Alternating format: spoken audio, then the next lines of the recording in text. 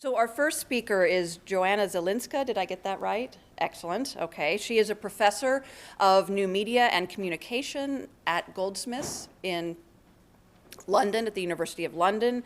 She is a scholar and a curator as well as a practicing photographer. And her work in these areas considers, among other things, the process of photographic mediation.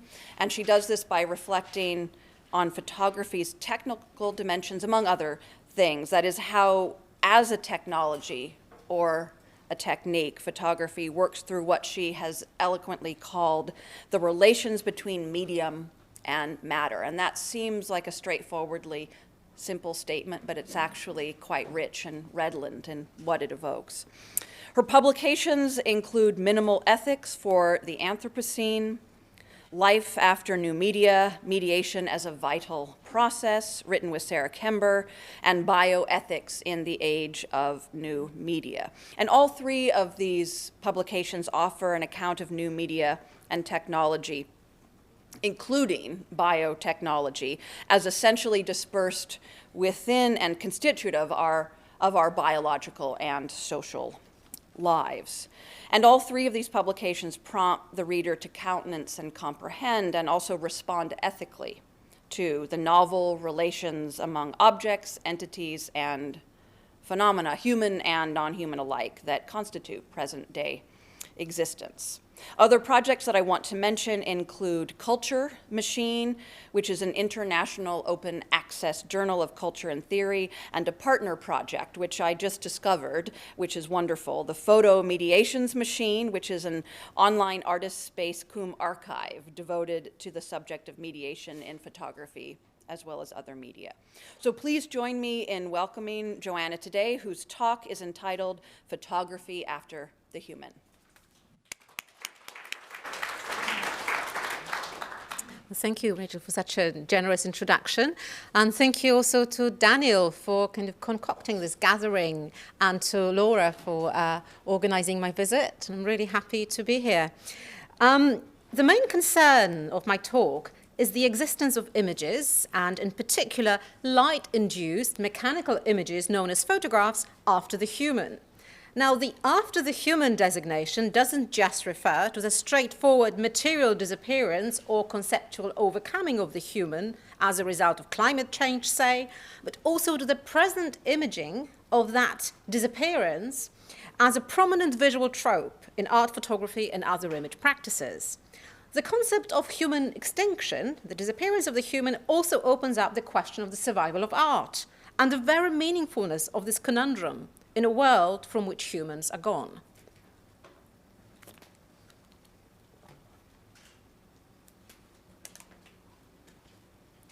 William Bornfield's 1996 science fiction novel, Time and Light, offers an interesting gateway for our discussion because it considers photography in a post-apocalyptic context while also interrogating photography's powers beyond its supposed ability to represent.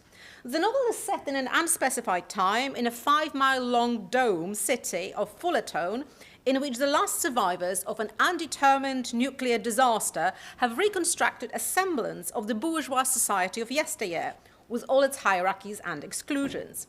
Deemed the family of man, Fullerton's residents look like a bad copy of the characters depicted in Steichen's celebrated MoMA exhibition from 1955, whose aim was to showcase the commonalities amongst cross-cultural human experience, while also promoting the values of Pax Americana.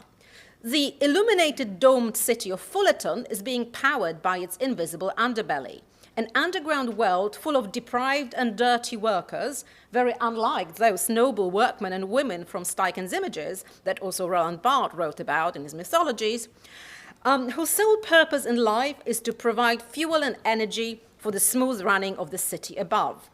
The post-industrialism of Fullerton is therefore being fed by the steam and manpower industrialism of a hidden world. Fullerton's society operates according to a number of prohibitions, the most prominent of which is an absolute ban on photography and other forms of imaging. The justification for this rule is as follows. It was decided a long time ago that a visual society was in a constant state of imbalance and agitation due to stress on the optic nerve, and produced discord, especially harmful in the small controlled dome atmosphere. Therefore, visual paraphernalia was phased out and then totally eliminated. Now, the novel itself is constructed around 12 photographs, which serve as prompts for various developments in the narrative. The photographs, that we never see, arrive one day in the hands of the main protagonist, Dr. Noreen, who violates the societal expectations by not reporting his finding. Having seen traces of light, Noreen is pushed to commit further acts of insubordination, which include his descent to Fullerton's underbelly to shake the dome from the bottom up. At times bizarre in its imagery and less than convincing in its narrative, Bodneffel's book succeeds on a different level for me, in that it articulates a defense of the ontology of photography as a zoetic, life-transforming medium, one that can agitate and animate a different life, rather than just critique the present one, the way documentary photography does. Now, it's perhaps not too much of an overstatement to suggest that to understand a given society, we should look not just at the images it produces of itself, but also at its very relationship to photography and image making. Bonfeld seems to suggest that the survival of photography is vital to the survival of human society, because it is images that can give life back to an enclosed and paralyzed community, although in themselves, images don't carry any guarantee of a better world. This is a different story of photography from the more common Barthesian narrative outlined in Camera Lucida, where photography is inherently marked with death. Bonfeld highlights the fact that photography's powers are not just representational, regardless of whether we are talking about staged photographic practice, amateur snapshots, or even automatic recordings by unmanned camera placed in car parks, on drones, or in the Hubble Space Telescope. In each one of these, photography's power, I'd say, is first and foremost creative. It produces what we humans refer to as life by carving out an image from the flow of duration and stabilizing it in a certain medium. We could perhaps go so far as to say, and this is one of the key lines of argument of my paper, that photography is a quintessential practice of life. Photography records life, remembers life, or even creates it, bringing forth images, traces, and memories of the past, while also transforming the latter into a different, clearer, more stable vision of itself. According to the life-forming power of photography, attending to this life-forming power of photography, however, involves having to go beyond the established tradition of understanding perception and cognition in Western culture as agential processes controlled by the human, even if at times delegated to non-human automata. It also requires giving up on the molecular notion of the human, and indeed of photographs as outcomes of human production, for the sake of outlining instead what we might term a relational ontology of mediation, from which human and non-human photographers, photographs, and photography itself only emerge through temporary resolutions and cuts. As Sarah Kember and I have argued in Life After New Media, which clamors for the primacy of the notion of mediation, for understanding our human becoming with media and technology, it's precisely in its efforts to arrest duration, to capture or still the flow of life, beyond singular photographs' success or failure at representing this or that referent, that photography's vital forces are activated. This inherent likeness of photography animates the human, and this is very much indeed the vision outlined by Bonfeld. Now, the science fiction imaging and imaginings notwithstanding, there is another sense of this after the human designation, one that paves the ground for a more radical imagining of the abstraction of life and death in a temporal sense. I'm referring here to the recent proliferation in art, and especially in photography, of the practices of imaging and imagining a certain future after the human, from the viewpoint of the here and now. You can see this part of the talk as being a kind of follow-up to the exhibition on kind of British landscapes as Satanic Mills is currently on at your museum here at Princeton. Variously referenced as ruin lust or ruin porn, such representations of the vanishing of the world as we know it by artists and the pleasurable wallowing by viewers in the images of decay that show the world as it soon will be, has some clear historical antecedents. Those stretch from the sublime romantic landscapes of ruined monuments by the likes of Giovanni Battista Piranesi, all the way through to paintings such as this one by Joseph Gandy, commissioned by John Soane, the architect of the Bank of England, and depicting the aforesaid bank as a ruin even before it was built. Yet the visual practice has gained a new inflection in a period in which issues of the global economic crisis, as well as climate change, have come to be experienced and articulated with an ever-increased intensity. We can think here of the haunting images of Detroit, a financially bankrupt city with a glorious industrial and architectural past, which widely proliferate on the internet. Many such accounts and images of the current global crisis, a crisis that extends beyond, even if never exceeds, the domain of finance to embrace areas such as healthcare, air quality, the climate, and politics itself, use the trope described by Ursula Heiser as the rhetoric of decline, interweaving elegy and tragedy not only to point to the decline, but also to signal anxiety about our present culture's narrative of modernization. Tate Britain's 2014 exhibition, Ruin Lust, inscribes itself in this very rhetoric. The exhibition was partly inspired by a 1953 book by Rose Macaulay titled Pleasure of Ruins, in which the author confronted the horrifying ruins to be widely encountered in the aftermath of World War II with a much more pleasant historical ruins upon which nature has exerted its softening touch, such as Pompeii or the Parthenon. The good ruins of the past had offered Macaulay a relief from the unbearable ruins that spoke of the recent atrocities. Relics depicted in the Ruin Lust Tate exhibition, from Turner's Tintern Abbey through to John Savage's photographic series, Uninhabited London, function as a mournful reminder of the passage of time, individual, historical, and cosmic. The exhibition was framed, both in its publicity and in the actual entrance space of the gallery, by a magisterial image by Jane and Louise Wilson, Asville, showing one of the many abandoned World War II coastal bunkers along the Atlantic Wall, defense fortification in Normandy. A black and white photograph, printed large to cover the whole of the wall facing the entrance to the exhibition space, it depicts a large building in a state of decay, which looks like a squatting giant, its black hole of the entryway resembling a gaping mouth. Shot with a large format camera, the image gains a visual tenderness due to the layer of vegetation covering the building's top, like some sort of incongruous thinning hair, or perhaps a hat on top of a giant head. Dismaying as this idea might seem, are we allowed to read this image as a depiction of a moment in time when the wartime ruin has moved beyond its sheer horror to enter Macaulay's space of the picturesque and the pleasant? To suggest this is not to diminish the trauma and distraction generated by World War II, only to point out that all sorts of catastrophic events eventually lend themselves to both monumentalization and aestheticization as a way of containing the shared trauma and moving on. And to follow this line of thought, if even the images of Nazi ruination or 9/11 distraction, as evidenced, for example, in Joel Meyerowitz's evocative book of photographs, Aftermath, World Trade Center Archive, are now becoming good ruins and entering the space of the picturesque, or at least the pictorial, what kinds of horrors do they stand in place of? What kind of apocalyptic event would then constitute their bad ruin counterpart?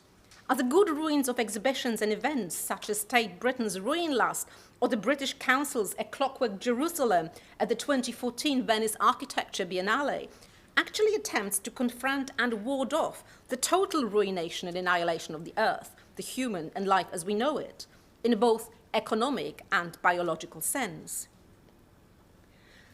We can indeed argue that it's precisely the urgency of the recent set of calamitous events in our global economic and ecological systems, dubbed an eco disaster by Tom Cohen, that has ushered in this new set of visualization codes and practices, perhaps in an attempt to hold off the political and ecological apocalypse by enclosing and enframing it in a series of horrifying yet ultimately digestible images. Popular culture, especially mainstream film and TV, have of course been at the forefront of turning catastrophe into visual entertainment for many decades, classic movies such as Armageddon. Yet a new sense of total obliteration, without any notion of heroism or hope, is being ushered in by more recent productions, such as the History Channel's Life After People and HBO's The Leftovers. Ecological cataclysms and the irreversible human-induced changes to our planet have also become a frequent aesthetic trope in art, and fine art photography in particular. We can think here of projects such as Andreas Gursky's monumental studies of commerce, global tourism, and the environment, his Dubai World, or the equally large-scale photographs arranged into series titled Oil, Australian Mines, and Water by Edward Burtynsky. These mainly desolate landscapes by Gursky and Burtynsky imagine a world in which the human is no more, although of course it's still a human artist that is performing both the imagining and the accompanying imaging. The after the human designation functions in their images predominantly as a certain aesthetic and visual trope. It references ruination and extinction as a particular art historical mode of representation and aestheticization. And like all historical tropes and trends, it's likely to pass long before the human has either solved the global economic or environmental crisis or indeed has become extinct. Yet it may be worth dwelling in and on the ruins for a while, with a view to imagining what could perhaps be described as better ruination, not in the sense of Macaulay's picturesque, but rather in an attempt to reimagine our relation to the world just before the ruin, in the little time we have left. And this is precisely how Jason McGrath proposes to read the work of the Canadian-based photographer Tong Lam. Lam's 2013 book, Abandoned Futures, A Journey to the Post-Human World, and his exhibition Unreal Estate from the same year, depict derelict spaces in China, unfinished and abandoned theme parks, shopping malls, and housing projects, now overgrown by vegetation. McGrath reads Lam's images as an exposition of the failure of the mentality of limitless growth. The coupling of the crisis of the American-Chinese dream of unrestrained consumerism and the human's abode being unable to sustain that dream also serves as a reminder of the deep time that encapsulates and exceeds the temporality of our human existence as both individuals and species. According to McGrath, the post-human gaze at modernist ruins reminds us that no matter how many new objects we produce, consume, and discard, those objects will, in many cases, far outlive us and the purpose to which we put them. The fake sphinx may go underappreciated by any human observer, but its head will continue to make a fine perch for a bird. The look at human history from the perspective of cosmic time needn't be seen as a sign of political quietism or planetary scale existentialist paralysis, but it can introduce a certain humility into our political frameworks, from which a new image of the world and of ourselves in this world can emerge. So this mode of reimagining the known is not restricted to popular culture or to fine art. The subcultural practice of urban exploration, and as investigated in Bradley Garrett's 2013 heavily illustrated book, Explore Everything, Place Hacking the City, relies on photography to not just document the visited ruins, but also depict the after the human landscape, which for now remains obscured from public view, but which offers a chilling premonition of things to come. Residing in the ruin, or even the construction site, writes Garrett, triggers affective associations, leading to a crisis of memory as one realizes that everything is always being lost. The reliance on photography, then, is an effort to capture not that transition, but the experience of being present in the flow of time. Garrett's statement can help us comprehend a unique role that photography, as a device capable of stopping time and conjuring things out of it, plays in the human engagement with ruination. The philosopher of duration Henri Bergson claims that we do not think real time, but we live it because life transcends intellect. Time can't be grasped then, be it with a camera or intellect, because to capture time truly would mean to stop it. Instead, time can only be experienced and enacted repeatedly. The imaging process presents itself as primary and ontological here. We could go so far as to say that it is only through photography that the world becomes something for us, and then does it over and over again. We could then ask, together with anthropologist Tim Ingold, could it be that images do not stand for things, but rather help you find them? This idea can be traced back to Bergson's Matter and Memory, in which he claims that our experience of the world, which is always a way of sensing the world, already comes in the form of images. To put this another way, the creative impulse of life takes it beyond representation as a form of picturing what already exists. Instead, life is a creation of images in the most radical sense, a way of temporarily stabilizing matter into forms. Photographic practice, as we conventionally know it, is just one instantiation of this creative process of life. If after Bergson, time or duration equals creative evolution and hence life itself, we are once again presented here with a vision of photography as effectively enacting and allowing one to sense rather than just represent what I call lifeless. It may seem paradoxical that it's by photographing something as lifeless as ruination and decay that the practice of photography is able to create this life-enhancing sensation. Yet it's not only by sensing life, but also by being able to envisage its alternative arrangements that the photographic trope of ruination can lend itself to a planned world-making purpose, also known as politics. As Garrett suggests, drawing on Susan Backes-Morse's account of Benjamin's The Arcade Project, the image of the ruin is emblematic not only of the fragility of capitalism, but also of its inevitable destruction. As people become more curious about what a post-capitalist world would look like, urban explorers can supply imaginative depictions. These combined spatio-temporal senses of the after the human designation addressed here arrange themselves into an articulation of a particular visual sensibility.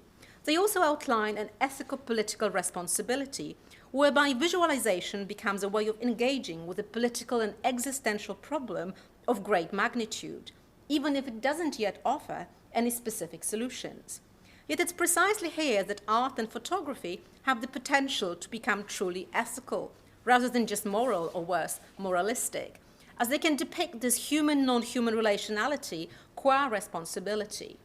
This line of thought develops from my recent book, Minimal Ethics for the Anthropocene, the aim of which was to think seriously about human and non-human extinction, and about the kinds of ethics and politics that are ushered in by the horizon of extinction.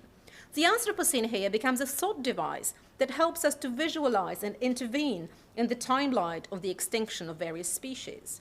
And it should be mentioned, and it was mentioned indeed yesterday, that questions have been raised with regard to the supposed political conservatism of the concept of the Anthropocene, which seemingly apportions blame to this nebulous entity called the human, without providing a more detailed account of the inequalities of power and capital involved in our having an impact upon the planet. Obviously, not all humans, or even groups of humans, have exerted the same amount of agency in enacting these changes. Just as global derivatives traders have contributed more to the economic crisis than, say, subprime mortgage buyers, international oil petroleum companies contributed more to the eco-pollution of the Niger Delta than local farmers. As indicated by Etienne Turpin, the Anthropocene is a kind of grand leveler because it implicates all humanity equally in the production of a geophysical stratigraphy that is and has been asymmetrically produced according to divisions of class, race, gender, and ability. We could see this statement as pointing to an inherent element of justice that such a deep time perspective entails. In the Anthropocene framework, even the rich and powerful can't escape extinction. At the risk of sounding flippant, I want to suggest that to bring this framework to bear on global capitalism is the only way to show definitively that this particular systemic arrangement will inevitably die out. No matter where one stands politically, the concept of the Anthropocene can become a powerful tool in shaking up politics as we know it, across the whole political spectrum. This is because, as many scientists have pointed out, by highlighting the increase in the Earth's temperatures, the rise of ocean levels, and the depletion of fossil fuels, carrying on as before is no longer an option. The Anthropocene thesis is thus almost a perfect antidote to the politics of the status quo. It's also the first science-backed account of the death of the post-industrial capitalism of the globalized world, as well as of that world. This is not to suggest that we should all therefore just sit back and wait for extinction to happen, or to extinguish all hope for material and political change in the near term, contemplating the ruin porn while wallowing in our own transience. Still, extending the temporal scale beyond that of human history by introducing the horizon of extinction can be an important first step in visualizing a post-neoliberal world here and now. even if further steps will require us to shorten the scale again. So I want to suggest that photography is uniquely placed when it comes to exercising what might be termed the geological sensibility and reimagining the eco disaster. There are two reasons for this. First, the activity and presence of light as an enabler and enforcer of temporary stabilization and as a marker of the passage of time offers a different perspective on the problems of extinction, climate change, and the depletion of natural resources. As discussed earlier, photography allows us to apprehend time as duration precisely by making incisions in its flow. It gives us a concept of the flow while also enacting incisions in it. We could indeed suggest that photography becomes a supplement to process philosophy in that it foregrounds moments when things stabilize, when they become things. Even though these moments of stabilization are temporary and impermanent, no matter whether they are enacted on a mirror-like surface of metallic silver, paper covered with silver halide, or a CCD sensor, they scale down the deep time of non-human history to the human measure of duration and perception, while also reconnecting us to a temporal flow of matter and energy. Photography thus becomes a device for us to look at the world, a world we are constantly making and unmaking. Significantly, light doesn't just represent change in the world, but also becomes a carrier of that change. Think here, for example, about Nadav Kander's photographic series Dust, which captures the radioactive ruins of secret cities on the border of Kazakhstan and Russia. These landscapes of invisible dangers feature dilapidated or collapsing buildings with overgrown shards of concrete arranging themselves into absurd apocalyptic sculptures. Enveloped in pinkish-bluish haze and glow, the cities of Priozersk and Kurchatov are an inversion of Bornfeld's Fullerton, strangely insisted in domes made from beautifully dispersed light. They contain radiation, contamination, and ruination. We need to remember that light is always coupled with dust, cloud, rain, and other elements, and it is in this very coupling that it becomes visible to us humans. There is also another sense in which photography yields itself particularly well to zooming in on the after the human perspective, which has to do with its inherently non-human ontology. Indeed, I suggest that a human-driven practice, conventionally known as photography, is part of a wider photographic condition. Photography has always been non-human. It's part of a bigger argument that I'm developing at the moment somewhere else, because it has been shaped by what Willem Flusser has identified as the photographic apparatus that supposedly lies in wait for photography, and that leaves an algorithmic mark on it, one executed by the machine, the cultural conventions of photographic representation, or human photographer's DNA. This non-human trace is not decisive. This is to say, it doesn't determine what images will or will not be taken, or whether they will be taken at all. But it does affect the so-called nature of both photographic technique and photographic practice. The photographic condition, whose existence I postulate, refers to various living and non-living things, such as, say, satellites in the sky or cells in our body, participating in the process of imaging across many levels and scales.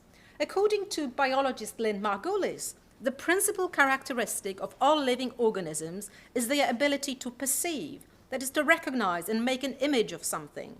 Imaging is therefore positioned not just by Margulis, but also by many philosophers and proto-philosophers of post-anthropocentric thought, such as Bergson, Deleuze, and Guattari, as well as Claire Colebrook, as a fundamentally creative process of life.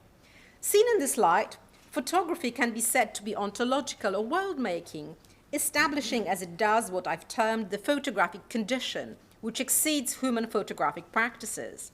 It's in this dual proposition that since its very inception, photography has always been non-human, and that the human-driven practice, conventionally known as photography, is part of a wider photographic condition that underpins my effort to think photography after the human, that is beyond its traditional humanism and human-centrism.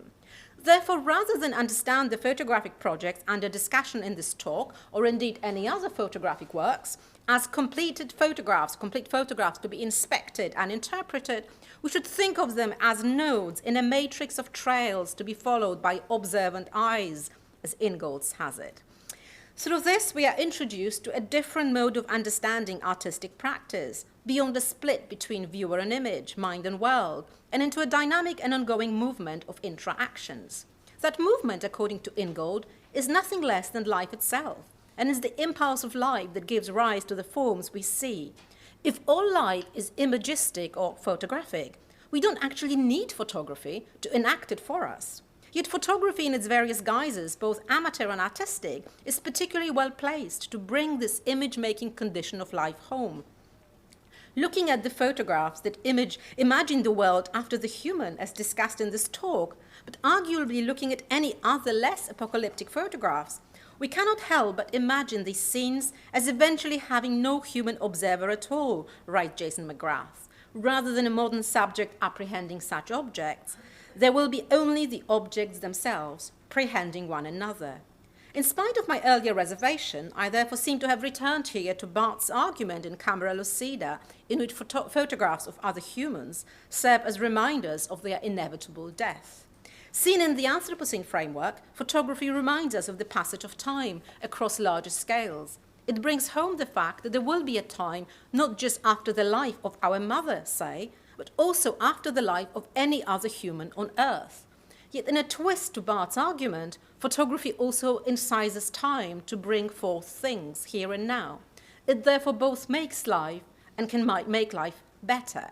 So, wrapping up, how can we reimagine and reinvent life and death beyond representationalism to imagine the Anthropocene better and to develop a better response to it? American artist Trevor Paglen poses similar questions by way of framing his project, The Last Pictures from 2012. Citing biologist Susan Oyama, Paglen wonders how we can envisage and capture the abstraction that is ecological collapse, given that the things that most threaten us are those for which there are no images. The Last Pictures, developed in collaboration with engineers and scientists from MIT, involve sending into space a golden disc etched with 100 images indicative of our humanity. Attached to the communications satellite, the disc became a future alien artifact. For Paglen, the project is not a grand representation of humanity or a portrait of life on Earth, but rather a collection designed to transcend the Anthropocene and to transcend deep time itself. A collection of pictures designed for the time of the cosmos. Paglen knows the chances that some future civilization will find the artifacts are almost nil. However, the point of the Last Pictures is not to convey something as complex and simultaneously abstract as humanity, even though the history of photography and the history of space travel are full of examples of similar misguided ambitions, from the aforementioned exhibition Family of Man to Carl Sagan's collection of images sent with the Voyager mission was the picture for, the idea for the aliens. They could see what we looked like, what we did. For Paglen, the gesture is more meaningful than any future act of interstellar deciphering, because the very idea of meaning itself breaks down in the vastness of time. Nothing manifests the abstract scales of time as poignantly as a plastic cup, which is meant to be sipped for a few minutes, but its styrofoam takes more than 1 million years to biodegrade, something that Timothy Morton called a hyperobject. Alongside the photograph of the fake Sphinx from Tong Lam's photographs, underappreciated by any human observer, even though its head will continue to make a fine perch for a bird, the image of the styrofoam cup serves as a time machine for us humans, one that not only helps us imagine ourselves gone, but also to see our own limitations of our own this worldly horizon and perspective. Photography after the human, understood in the multiple senses engaged in this talk, mustn't therefore be seen as a pointless intellectual or artistic exercise. It's rather an important ontological and ethical task, as it can help us create here and now a vision of a world which is not human, that is, which is not of and for the human. Built upon the abstraction of our human death and eventual extinction, a world picture of this kind shatters the traditional images of this world, along with those representational practices that have driven the humanist and human-centric tradition of photography and image making. The introduction of the non-human perspective will allow us to reorient our embodied human eye that is stuck in its own present spectacle by cutting the flow of time and speculating about the flow's future direction. In liberating vision from the constraints of the embodied human eye with its established set of visual relations and the limited directionality of its outlook, a possibility arises of glimpsing another setup. The seemingly minimal intervention when compared, for example, with direct action or political engagement can actually have earth-shattering consequences because it plants in our human minds a radically different set of images and imaging practices, one that transcends the subjectivism of the human eye. Unseeing ourselves and what we are calling the world in this way, abstract as it may sound, must be a first step in any kind of concrete and responsible reconfiguration of our here and now. Could I take another couple of minutes just to, there's a sound, I think, I've run out of time. Can I take another couple of minutes? As a coda, I wanted to show you this visual project, which is, it could be described,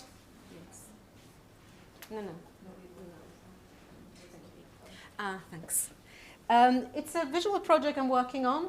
It's a kind of book. I'm playing with a few titles. One is the End of Man, a local history project. It could also be subtitled a kind of tribute to Catherine Yusuf, because it's an attempt to kind of Kathmandu-size.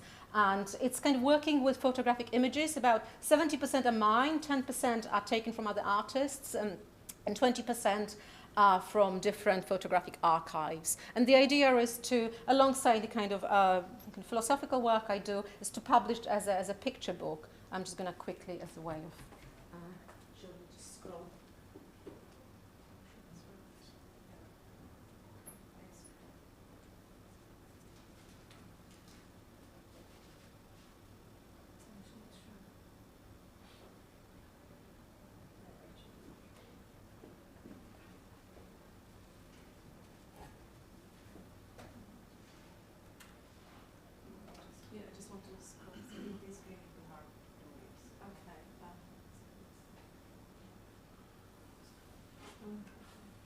But it has to be addicted. You have to just go down. Down. Excuse the arrows up there. Just move it later. Okay. No, the arrows aren't working. That's the problem. Yeah, the arrows in this one is not good. Okay. Okay. Well, quickly, just thank you. I'll just whiz you through it. So.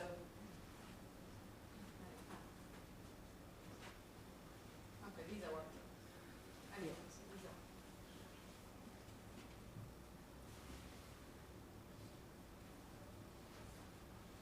It's just a rough cut.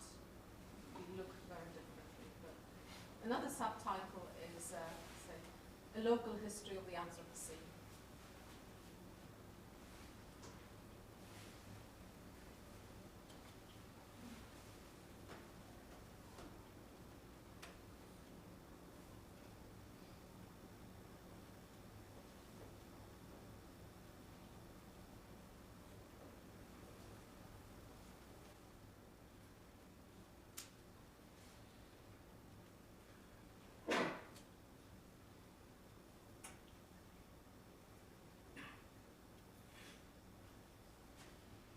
Thank you.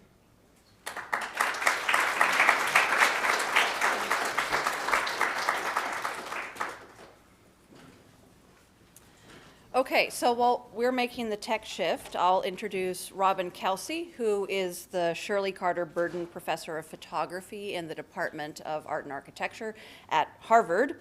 And Robin specializes in the history of photography and American art, but I should say that the range of his teaching and research is much, much broader than those descriptive categories might suggest.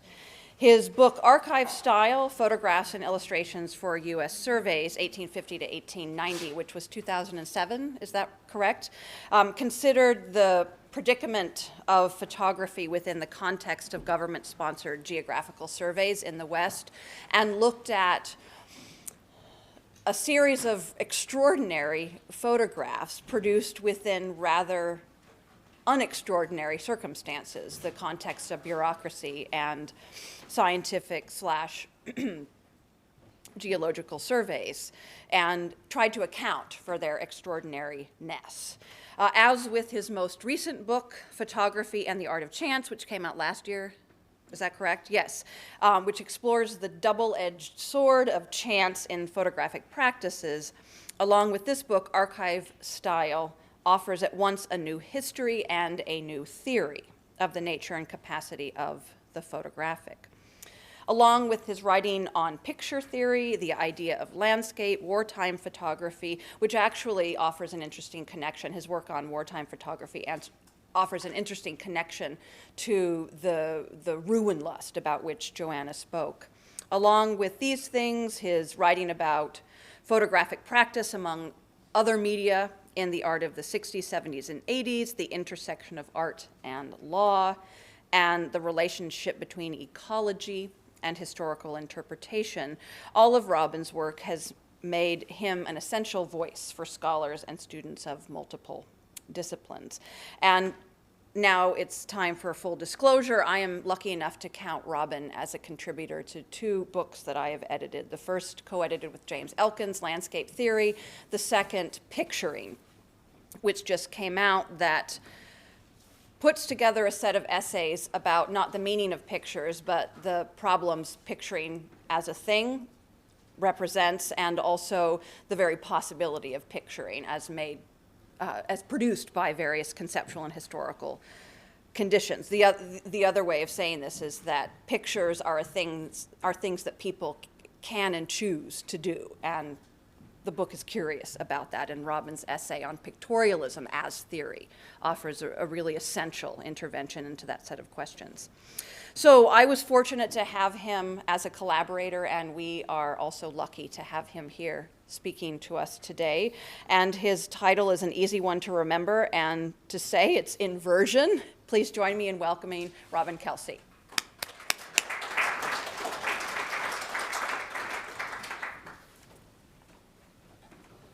Thank you, Rachel. That was one of those introductions where I'm like, boy, this guy's great. I can't wait to hear him. And then, really? That's me. Okay. But thank you, Rachel, for that. And thank you, Daniel, for inviting me to this event, which I'm finding incredibly stimulating. And for Laura for all her, I don't know where she is, logistical help in bringing this off. My talk has 4 brisk parts, and the first one riffs a bit on issues that came up yesterday evening. I tend to enjoy these events much more when they become dialogic and responsive, so I'm going to try to do a bit of that. The second one meditates a bit on the history of the spectacular image, and I thought I would tackle what do we mean by the spectacular image, so I'll be doing a little bit of that. The third takes up a contemporary work by the artist Greg Stimac called Inversion, gives my talk its title. And the fourth returns to the history of the spectacular image to complicate both it and my interpretation of Stimac's work. Okay, part 1, the riffs. A few basic points about photography as an innovation that might set the stage for further conversation. The first point is about self-representation. The phrase toward which much of the discussion became focused last night was this we are nature defending itself, and I thought that the pressure applied to that phrase concerning the limits that define it as meaningful, either politically or semiotically, I thought was interesting and fruitful. And the notion of giving nature a new agency historically is very much tied to the emergence of photography. In 1839, following the announcement of the invention of photography, first in France and then in England, the publisher William Blackwood issued an article claiming, quote, "All nature shall paint herself," right? So we have nature defending itself, but here with photography we have all nature painting itself. Fields, rivers, trees, houses, plains, mountains, cities shall all paint themselves at a bidding and at a few moments' notice. Towns will no longer have any representatives but selves. Invention says it. It has found out the one thing new under the sun, that by virtue of the sun's patent, all nature, animate and inanimate, shall be henceforth its own painter, engraver, printer, and publisher. Here is a revolution in art. All right. And this language of self-representation is, of course, saturated with politics in 1839, right? The notion that towns will no longer have representatives but selves, right, has actual great political currency, because there's a great concern of how do you represent these different political subdivisions in larger legislative bodies, and lots of problems of representation are coming up. So photography is heralded as this invention that's going to enable everyone and everything to represent itself. All right? And in a famous journal entry of 1841, Ralph Waldo Emerson called photography, the daguerreotype, the true Republican style of painting. The artist stands aside and lets you paint yourself. And the abolitionist Frederick Douglass, as you may know, takes this up and calls Daguerre the greatest inventor, discoverer of the 19th century, because he'd found this way for people to represent themselves, right? And he says that, you know, African Americans could not be represented fairly by Euro-American artists because of their racial bias, but photography had cut through that. Now, the history of photography and the encoding of racial bias in it with light meters and so forth is a very complicated subject. But the important point here, I think, is that there is this germ within photography, this promise of self-representation. And this does extend beyond the human. And I show you Daguerre's daguerreotype, pretty famous daguerreotype of fossil shells, right? Because this analogy between fossils and photographs is often made, right? In some sense, fossils are self-representations in the manner of photographs. And it's worth considering, especially in light of what Joanna was saying about the notion of photography as, in some ways, being a life-giving process, as opposed to Barth's notion of, you know, a kind of memoriam, that the word reproduction, when it started to be used for photographs, was actually drawn from biology. That reproduction was not a term that was used in industrial production. Reproduction was used as a term to describe what happens when you lop off one of the limbs of a starfish and it would regrow another one. So this notion that the things before the camera were growing themselves into the photographic plate, right, is something that it's really important, I think, to reconstruct if we're going to understand how photography was received in the world.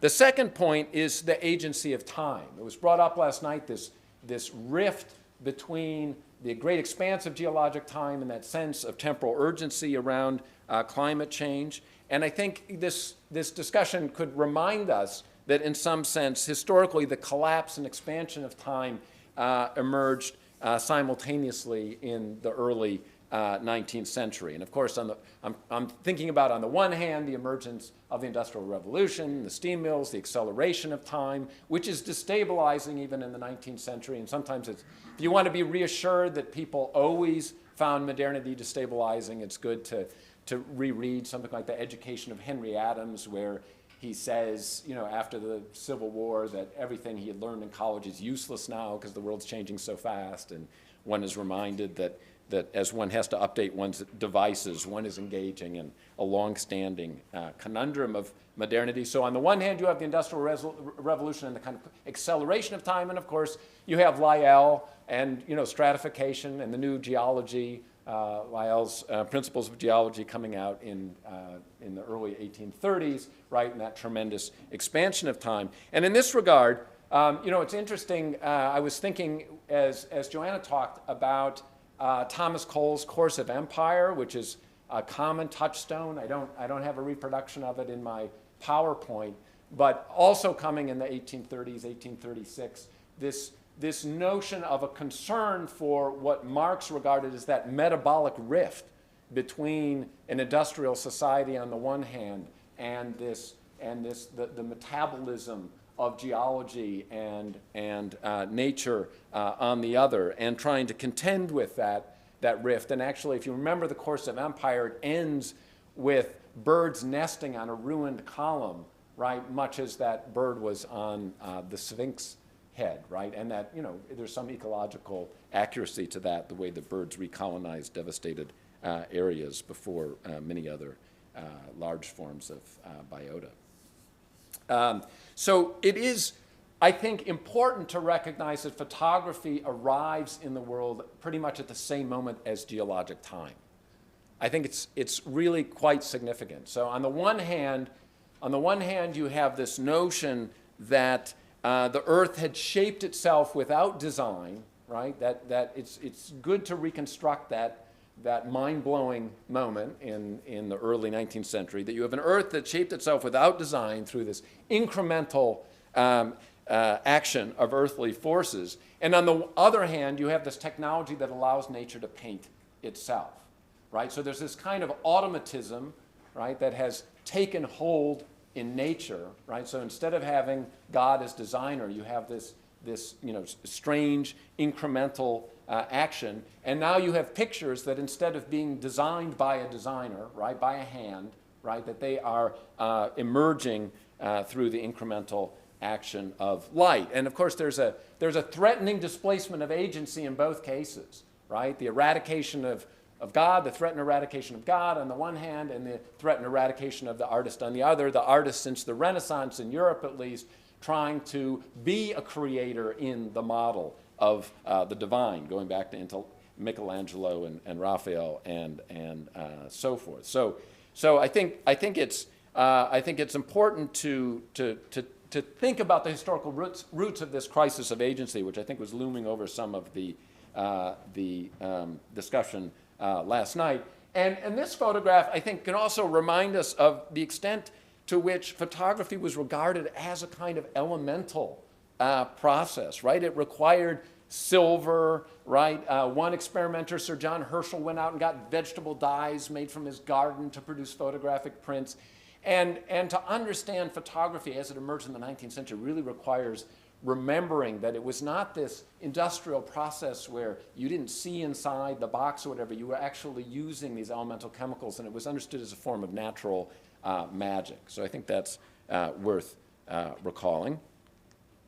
I also want to say a couple things just about photography and atmosphere, right? There is a sense in which you can write a history of modernity as a relationship between surfaces and vapors, right? Between our screens and our cloud, right? I mean, it's still, the metaphors we're using now of screen and cloud go a long way back, right? And I love this. This is a lantern slide in the George Eastman House produced by Alfred Stieglitz in 1892-93. This is actually asphalt paving. Asphalt had been developed in the 1860s by a Columbia chemist, but it wasn't used because people didn't think it was really necessary, but it was actually the invention of the bicycle, the safety bicycle, that created this demand for better surfaces. And so what Stieglitz does is he goes out with a handheld camera, one new mobile technology that had just come out, and he's taking photographs of the alchemical transformation of the urban spaces in order to make way for a new form, another form of mobility, that is the bicycle. And cameras and bicycles in this moment are deeply linked, and there's a lot of companies that produce both, right, as though that's a kind of natural thing. But one of the things to bear in mind is the way in the 19th century that vapor is so important for aesthetic value in ambitious photography, right? The pictorialism is so much about atmosphere and vapor, and of course photography as a process is so caught up in atmosphere and vapor. And if you read photographic manuals in professional journals in the 19th century, it's about the level of humidity and taking photographs in this climate versus that climate and so forth. And so it's interesting that on the one hand, vapor is still that romantic symbol of the ineffable, that which cannot be comprehended, whose formlessness is sort of always beyond us. And on the other hand, this is the moment of Maxwell and his kinetic theory of gases and the way in which science is starting to govern even the ungovernable. And finally, in terms of these riffs on last night, photography and the unseen, I think it's really important with photography to remember that for most of its history, it bore the promise not just of showing you what you could see, but what you couldn't see, right? And that came in a lot of different ways. And I'm giving you examples. Spirit photography, this is a Mumler photograph, supposedly a spirit image, of course, fraudulent. And then, but interesting. And then motion photography. This is one of the cyanotype studies of Muybridge, right, where people were seeing the configuration of the horse's body in motion in a way they never had before. X-ray photography didn't seem like a completely different thing from ordinary photography, but actually kind of an extension of it, one that was anticipated from the very outset of photography by the most prescient, including William Henry Fox Talbot. And then the notion that in sort of muckraking photography, that photography was going to penetrate the walls of the factory, the walls of the tenement houses, and deliver an unseen social world. And so, in some sense, I would say the struggle that photography is having with representing the invisibility of climate change, right, is actually a kind of crisis for photography. Because in many ways, it has, in the past, been credited with delivering the invisible. And there's a whole history of the struggle with what does photography do with the invisible or the counterfactual? How do you supplement photography? And just to give you one example, which will lead into what I'm going to get to next. This is a 1955 publication from the Sierra Club. It's a landmark publication. It's when David Brower is turning the club into a national lobbying organization when it was really just a statewide sort of recreational club. He's trying to save Dinosaur National Monument. They're talking about putting in a dam and flooding it, and it's probably hard to see in this size, but over this photograph, there are dotted lines indicating with the low water line and the high water line of where the water was going to flood this place. So the Sierra Club, which as I'll go into in a moment, which becomes known for the photograph kind of delivering nature in all its plenitude and self-sufficiency, actually at the outset is struggling with something we're struggling with now, is how do you use photography to represent something that may not be immediately visible, some kind of threat that may not be immediately visible. And I think it's really good to remember this history in this moment. Right? Okay, part two, the legacy of the spectacular image. I was struck by the evocative beginning to the title for this conference, After the Spectacular Image, and I sort of wondered what that meant to all these different people and different disciplines. So I thought I would venture the sort of thing that I think of in relationship to environmental issues when I think of the spectacular image. And this is, in many ways, a very unremarkable kind of image by Larry Ulrich of Mount Rainier that graced the month of May in the 1994 Sierra Club wilderness calendar. And it's a photograph that exemplifies an enduring wilderness aesthetic associated with 20th century environmentalism. And I think sort of intellectually we all sort of feel like we're beyond this, but I think it's really worth remembering that most people are not, right? And I don't mean to set this up in a too condescending kind of way. I just mean to say, I go out and talk to people and I say, what do you think of as like, how the environment is represented? What is a landscape photograph? And this stuff is still so dominant, right? And I think it's worth thinking about it. The history of this aesthetic is something that Finis Dunaway and others, including me, have written quite a bit about. But for brevity's sake, I'm going to reduce it to a really schematic kind of formula, which wouldn't hold up under a lot of pressure, but maybe some. And that is Ansel Adams. In the late 1920s, he develops a black and white landscape style that becomes the most famous landscape style in American photography. And he is deeply involved in the Sierra Club, not just as someone who provides photographs, but in the management and direction of the club. And in 1960, the club starts really investing itself in photography with the exhibit format books. The first one has this, really ghastly Cold War title, This is the American Earth. It's really kind of amazing. Anyway, and it's illustrated with Adams' photographs such as this one. And then the fourth book in the series, which comes out only a couple years later, 1962, but these two are the most popular. This is the American Earth, and this one, Wildness is the Preservation of the World. This is Elliot Porter, right, who pioneers a counterpoint style, right, which uses, whereas Ansel Adams does these operatic Western landscapes in this, these beautifully controlled, meticulously controlled grayscales. Porter goes into color, right, which color is associated with commercial photography, so it's kind of a tricky business moving into color, and there's a lot of stewing at the Sierra Club about how good the printing has to be and so forth. And instead of doing the western landscapes, he does the intimate woodland scenes in the east. And there's sort of a kind of combination of their styles that becomes the Sierra Club photographic aesthetic, right? Which appears not only in some books, but it really gets going. It's interesting that the calendars are actually produced as a way to raise money to allow them to publish more books, but the calendars become wildly successful. And you can still, buy them at the few remaining bookstores in America. And so, eventually you get something like this. And the endurance of this style, again, is just remarkable, right? Notions of ecology change dramatically in all this, but this style, right? This style continues to be used. All right. So, and here's two examples more of Sierra Club calendars. Wait, did I skip one? Oh no, I guess that's it. Okay. And the board of directors of the Sierra Club would refer to this stuff as propaganda.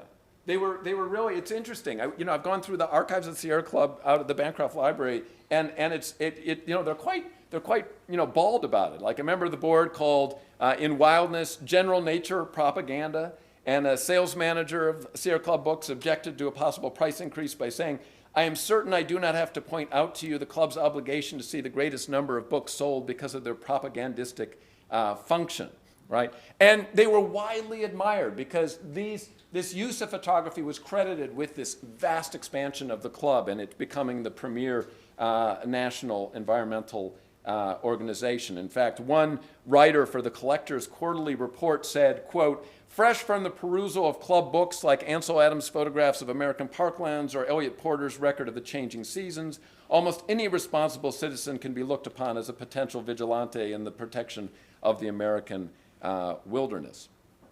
All right, so then scores of photographers continue to work in this mode, submitting things to the Sierra Club.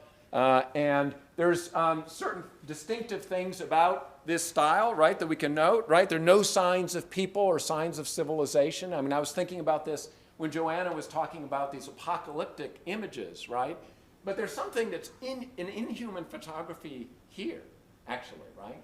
There's a complete suppression of signs of civilization, of history, even old mining camps or burial mounds. You don't see them. There are very few signs of animal life. It's almost exclusively a mineral and vegetable domain, so maybe broader extinction. There are occasionally charismatic megafauna, but there are usually no other signs of animal life, right? There's no signs of disease or defecation or violence or territorial hostility, right? No droppings, broken eggs, whatever. No carnivorous consumption is ever allowed, right? Even though most wildlife, when it is shown, is a carnivore, right? So bears, they can eat fish occasionally, but pescatarian, that's the limit, right? And only the cleanest and best looking of animal representatives are ever shown. No scruffy or muddy birds, elk with broken antlers, mountain lions with skin conditions. They cannot not apply. And I love these examples, right? This is 1989, this is 1993. These are the same eagles in the same tree, right? So this is one photographer who got a great, up in Alaska, got a great tree worth of eagles. Sierra Club decided they loved it, so 4 years later they just used another one. All right. Another thing about these landscapes is that they appear as though they have an organic desire to make themselves available to our gaze, right? The beautiful plenitude of the scene is always unobstructed, right? It is nature there for us. Another quality is that tranquility reigns, right? The calendar landscape is by and large anti-motion photography. Everything is clear and fixed and still, right? No blurred branches or pouring rain or white caps on any lakes. However, transient, the effects of light, or conspicuous, the signs of the changing seasons, the moment seems eternal, right? Photographs are turning us to a kind of Eden.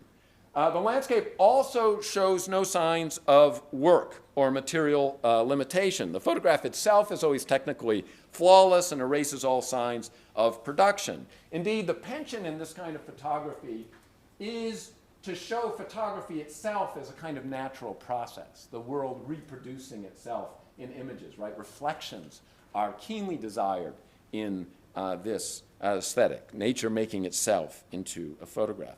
And in these many ways, right, the calendar photograph, and this is one thing I love about these calendars, is it completely contradicts the calendar itself, right? These two things could not be more opposed, right, to one another, right?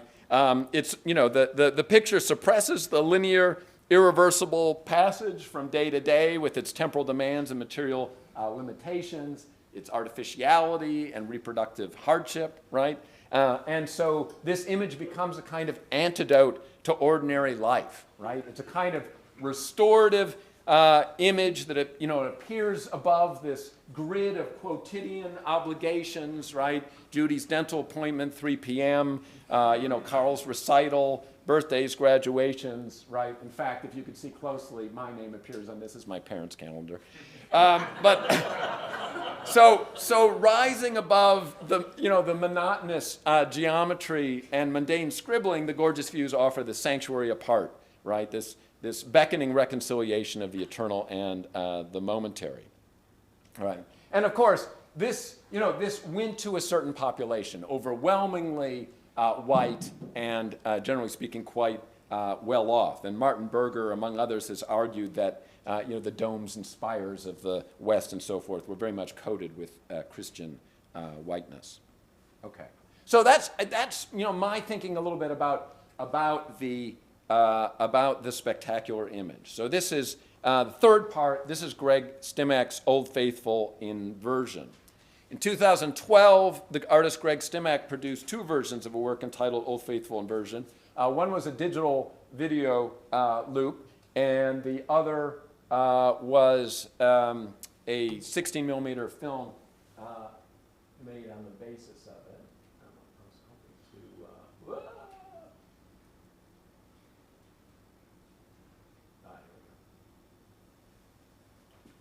All right, so I'm just going to show this to you. You can watch it while I talk.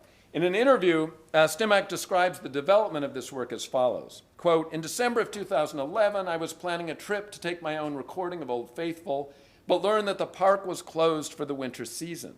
Rather than wait for the snow to melt, I took an 8-second clip from someone's vacation footage from the web. I decided to make this footage my own. Through a series of editing dissolves and put on a loop, Old Faithful was now able to ceaselessly flow at full capacity. After I inverted the color, the geyser was unrecognizable, so much so that I felt the need to include the name in the title. Moving from positive to negative, the geyser appeared more like an oil gusher than a national natural wonder. So in a world of 24/7 access, Stimack finds the wait for the seasonal opening of Yellowstone intolerable, perhaps concluding that the tourist practice of making photographs or videos that replicate readily available and superior depictions of the same subject is a curious habit anyways, which I've always thought it was. He instead grabs footage from the web. And this formula, by the way, has a counterpart with my own relationship to the work, because Stimack actually installed this work in Chicago at the corner of I've forgotten. Some street corner, Michigan and, anyway, I don't remember. Randolph in Michigan, in Chicago. It's part of a Museum of Contemporary Photography show, and I wanted to get to Chicago, and I couldn't make it, so I just grabbed it off the web. I didn't get to the loop to see it, so I just took the loop from the web. Okay. So Stimack brings the logic of 24/7 access to the imagery itself. Instead of depicting Old Faithful erupting, subsiding, and dormant, he offers it as a continuous flow, always at full capacity, a stream of stuff as relentless as the image stream of the web from which he took the clip. And then he claims that the color inversion renders it unrecognizable.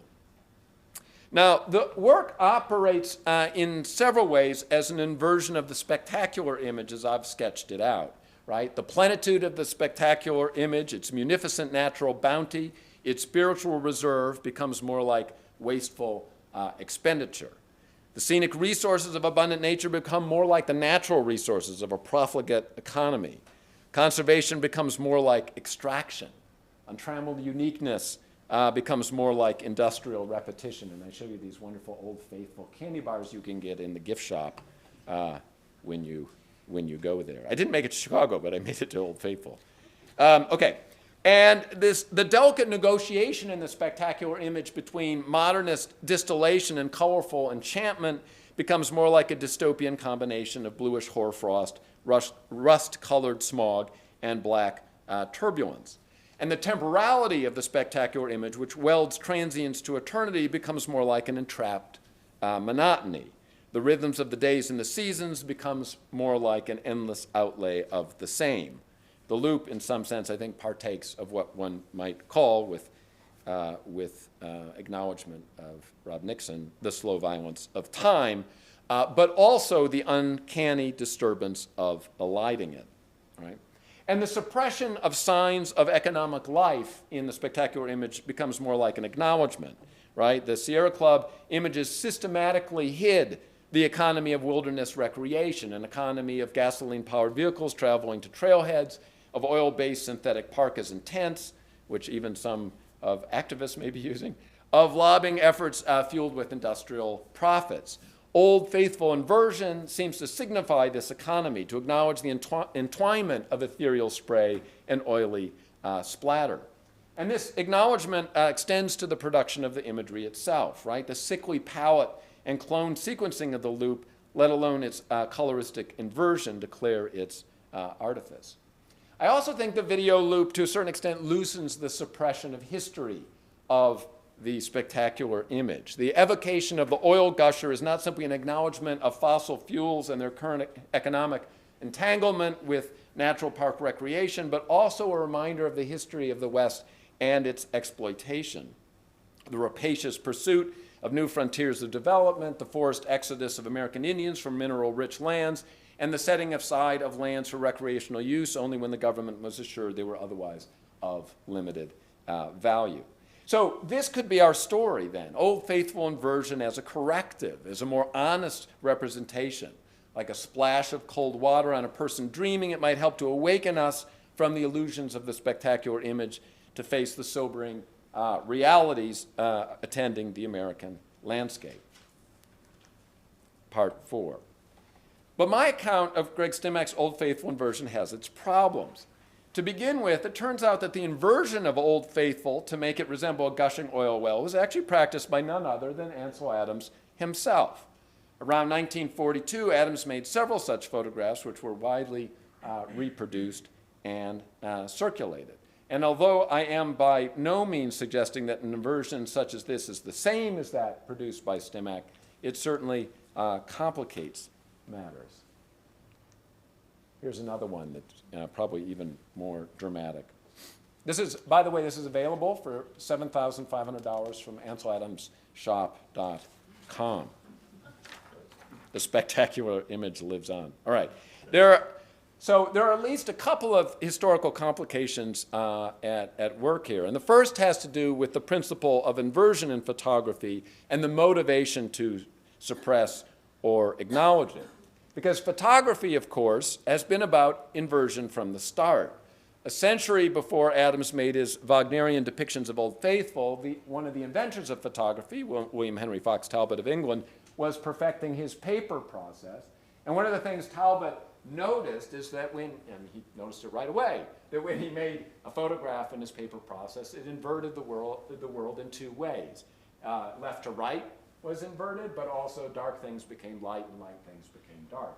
But he found, by virtue of using paper as his support for the print, that he was able to expose a second piece of sensitized paper underneath it, expose it to light, and re-reverse everything to get it the way he wanted it. And his friend Herschel called this one the negative and this one the positive, and that was the nomenclature that stuck from then on.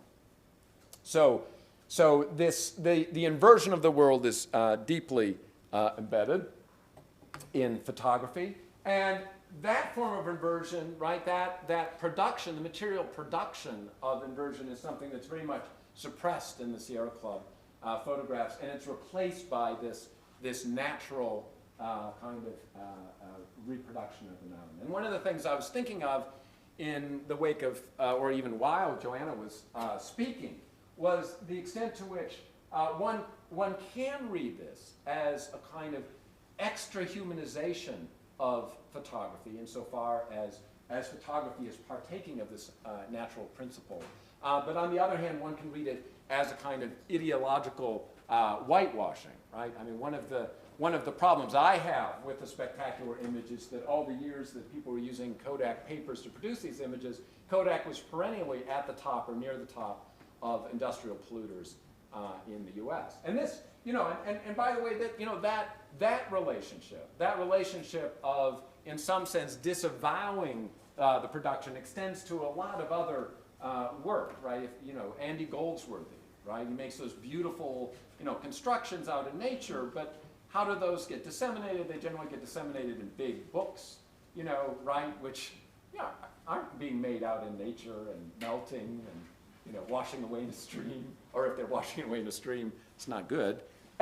So this, you know, this aspect of the spectacular image remains a problem, but this isn't always suppressed, right? And one reason that someone wouldn't want to suppress it has to do with establishing the agency of the photographer as the maker of the picture, right? And one of the things that established Ansel Adams as Ansel Adams was his utter mastery over the image, right? He could make light things dark, he could make dark things light, he could make day night, he could make night day, right? And so this, right, this kind of inversion was a statement about his mastery over the medium. And this is not something that goes into the calendars. This image would never appear in the calendar, right? So it's reading back into this history. And Adams has a model for this, and that's Alfred Stieglitz, who did this with the equivalents, where there are these glowing orbs, and you don't know whether it's the moon or the sun, and clouds are light, clouds are dark, and just playing with that malleability of value in the photographs in a way that establishes the photographer as kind of virtuoso, right? Which of course is important, right, if you want to establish your agency because of this notion that in photography things represent themselves, right? That notion has to be defeated in some way by the practitioner who wants to establish kind of artistic authorship over the image. So this is one problem with the story of Stimac, that actually that inversion in some sense has a history, right, or it's a complication of the story I've given of the Stimac. On here, this is Ansel Adams at 100, right? Here's a poster that was created that is demonstrating, right? This is his mastery over Old Faithful. He can make it look any way he wants. But the other problem, I mean, it's interesting that Stimac says the geyser appeared more like an oil gusher than a natural wonder. Because I think that means Stimac doesn't know that these were natural national wonders, right? These tourists flock to see oil gushers. If you look at books for children printed in Europe about America in the early 20th century, this symbol appears all over the place, right? This is America, right? This is the symbol of America. And it's also about the entwinement of the sublime in nature and the sublime economy. That those two things folded into each other in many ways, right? In that sense, right, Old Faithful was, right, a natural steam engine for the age of steam, right? And a lot of the language that was used when people went to Old Faithful and marveled at the power of this dynamo was the same language that was being used when people went to see electrical generators and so forth. And so this, again, is a complication of this history. And I would say also, as one digs into the history of the Sierra Club's own use of images, and I suggested this by that this is dinosaur illustration, the history is more complicated than you might expect. And actually, even this is the American Earth, despite its absolutely off-putting title, and despite some of the horribly florid rhetoric of the book, is actually a much more complicated book than you might expect. So, for example, here's this photograph that Adams took of this torrential waterfall, and next to it, the text, which is by Nancy Newhall, who was a curator and writer and photographer. In all the centuries to come, always we must have water for dry land, rich earth beneath the plow, pasture for flocks and herds, fish in the seas and streams, and timber in the hills, right? Very pastoral, right? Yet never can man live by bread alone. Now in an age whose hopes are darkened by huge fears, an age frantic with speed, noise, complexity, an age constricted of crowds, collisions, of cities choked by smog and traffic, an image of greed, power, terror, an age when the closed mind, the starved eye, the empty heart, the brutal fist threaten all life upon this planet. What is the price of exaltation? And I read this about 5 times before I realized how deep the structural ambiguity of this thing was, right? That on the one hand, you have the sublime being called up in nature, in the image, and yet the industrial, horrible sublime being called up in the text about the cities choked by smog and traffic.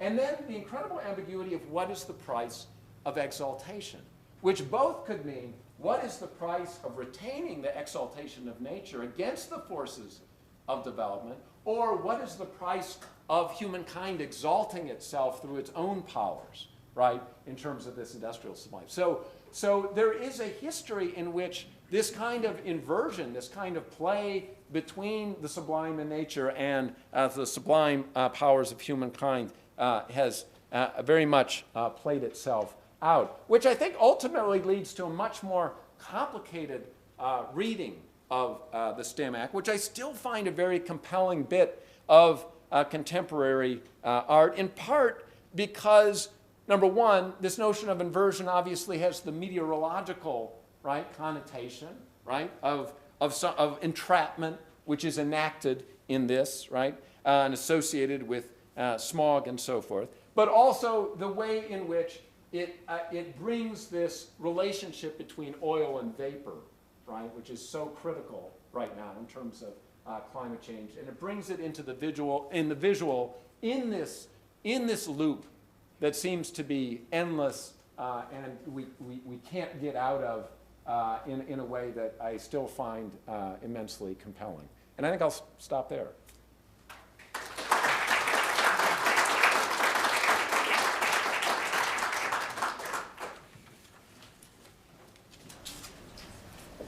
Okay, so can people hear me? Am I close enough to the mic? Okay, great. So what a wonderful pair of papers. It's almost as if the two of you spoke before and collaborated and decided to produce this wonderful dialogue. So I'm gonna begin the discussion section by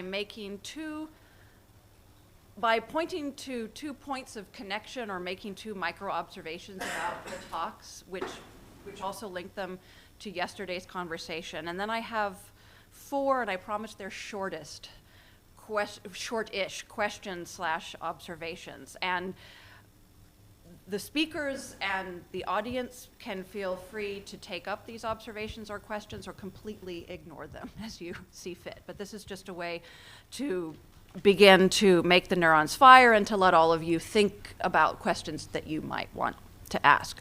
So one of my micro observations has to do with Joanna's talk and her wonderful description of the science fiction novel, the title and author of which I've now forgotten, but I'll ask you to remind me because it should be on my reading list.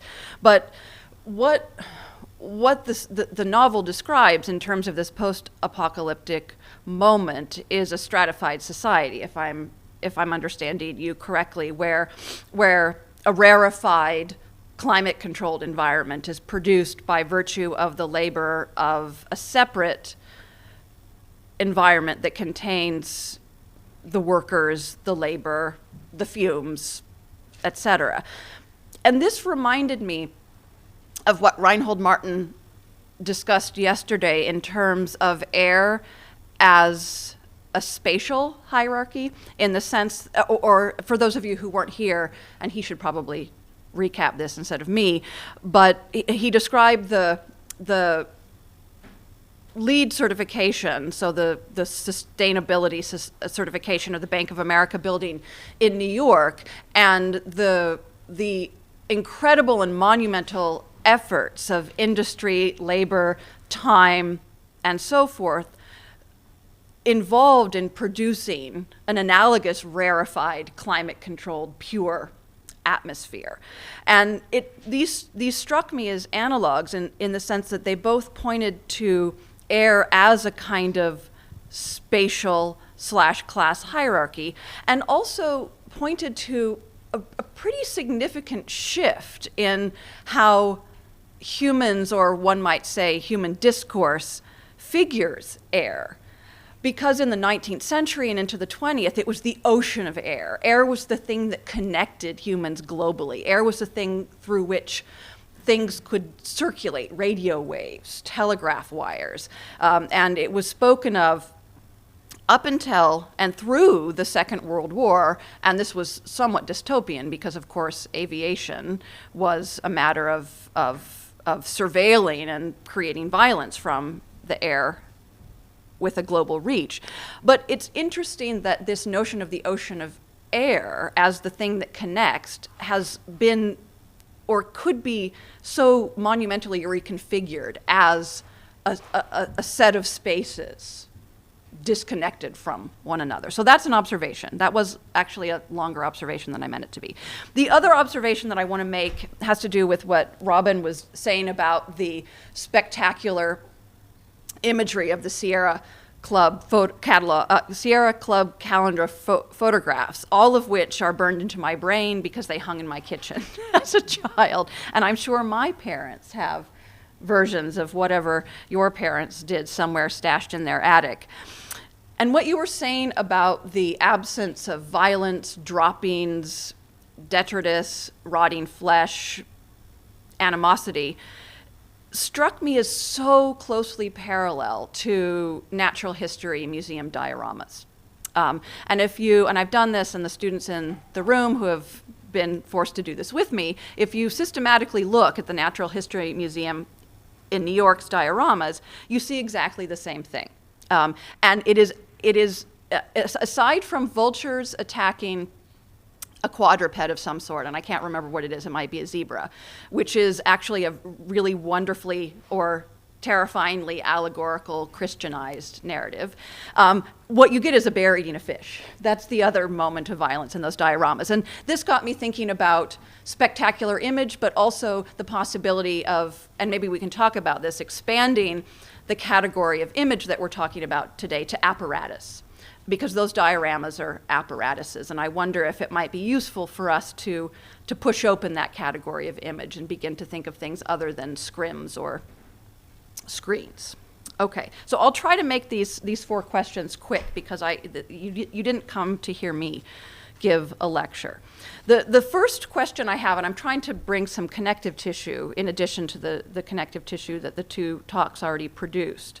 And this has to do with one of the bigger questions being addressed by this conference, which is the problem or the crisis of representation that has occurred in the face of climate change, right? And for the speakers today, this was figured rightly so because they were talking about photography as a crisis in photography in the face of climate change.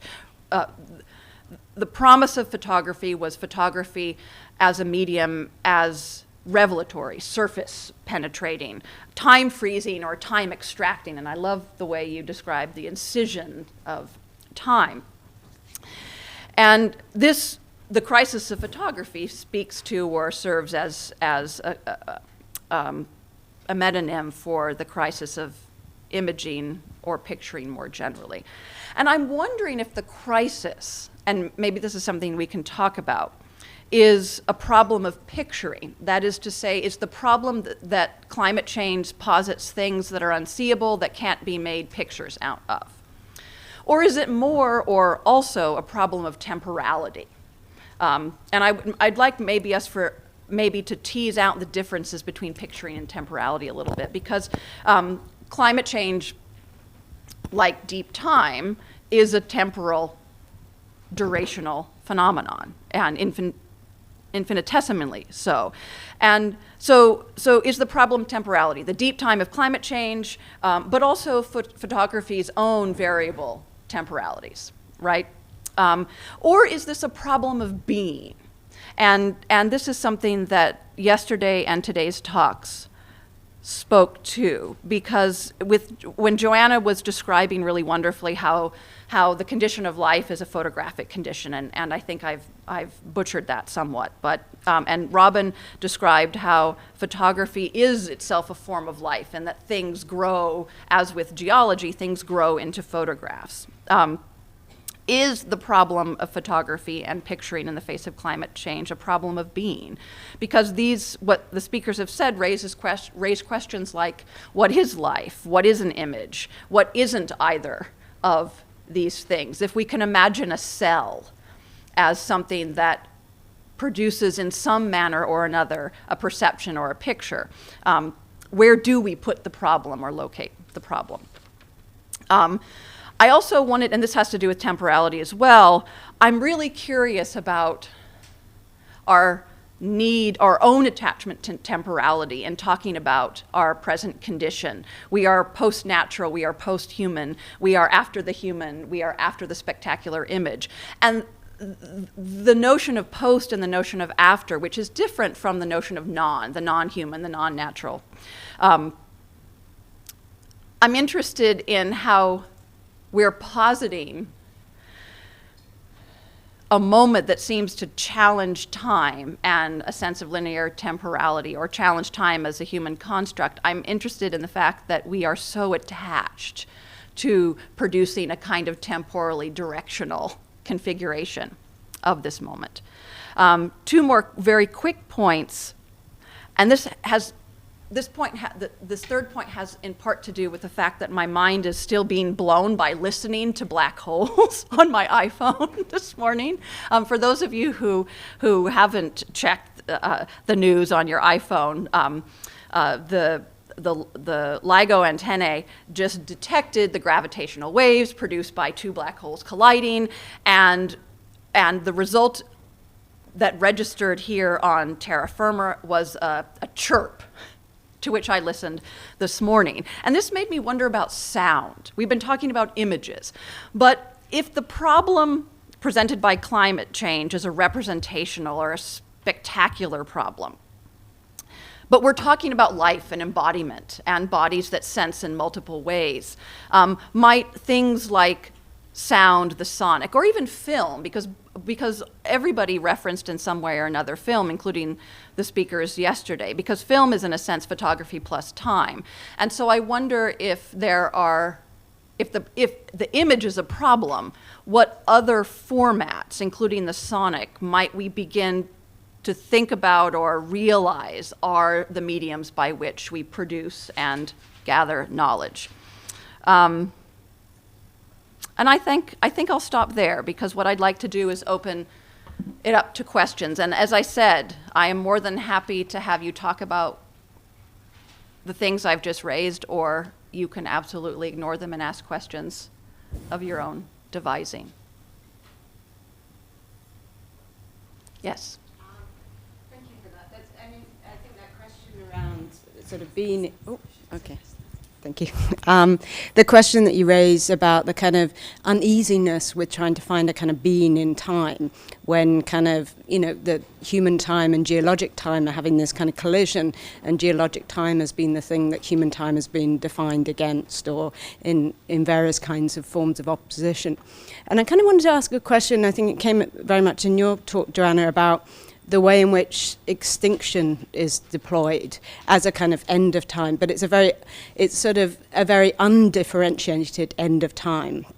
Yet what we know from kind of geology is that there's all sorts of survivals, there's all sorts of persistence in time, there's all sorts of ways in which extinction isn't a geologic diagram of these kind of like, strata that we kind of learn as a child to kind of figure geologic time. And so there's a way in which the Anthropocene is deployed in certain kind of discourses as a sort of sealing over of the future. That's kind of, the thing that we can't pass, or that life can't pass. And then there's a kind of reflection back on those moments or monuments of the kind of ruins of...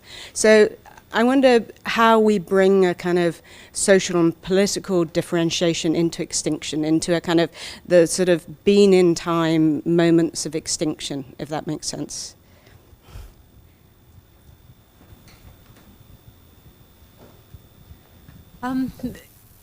Yes, I mean, and let me just try and kind of pick up your question and relate to all the kind of very interesting things that Rachel has also commented on. And the idea, I mean, you're absolutely right around, that thinking around extinction always already brings up the question of kind of an extinction as a scientific fact for whom? Extinction of what? And as we know, apart from these kind of big extinctions that made their imprint in those layers, that are layers for us, that allow themselves to be read, there is also something that scientists call background extinction, which is an ongoing process. So extinctions happen now and again, as well as happening in between those moments of now and again that we recognize as spectacular.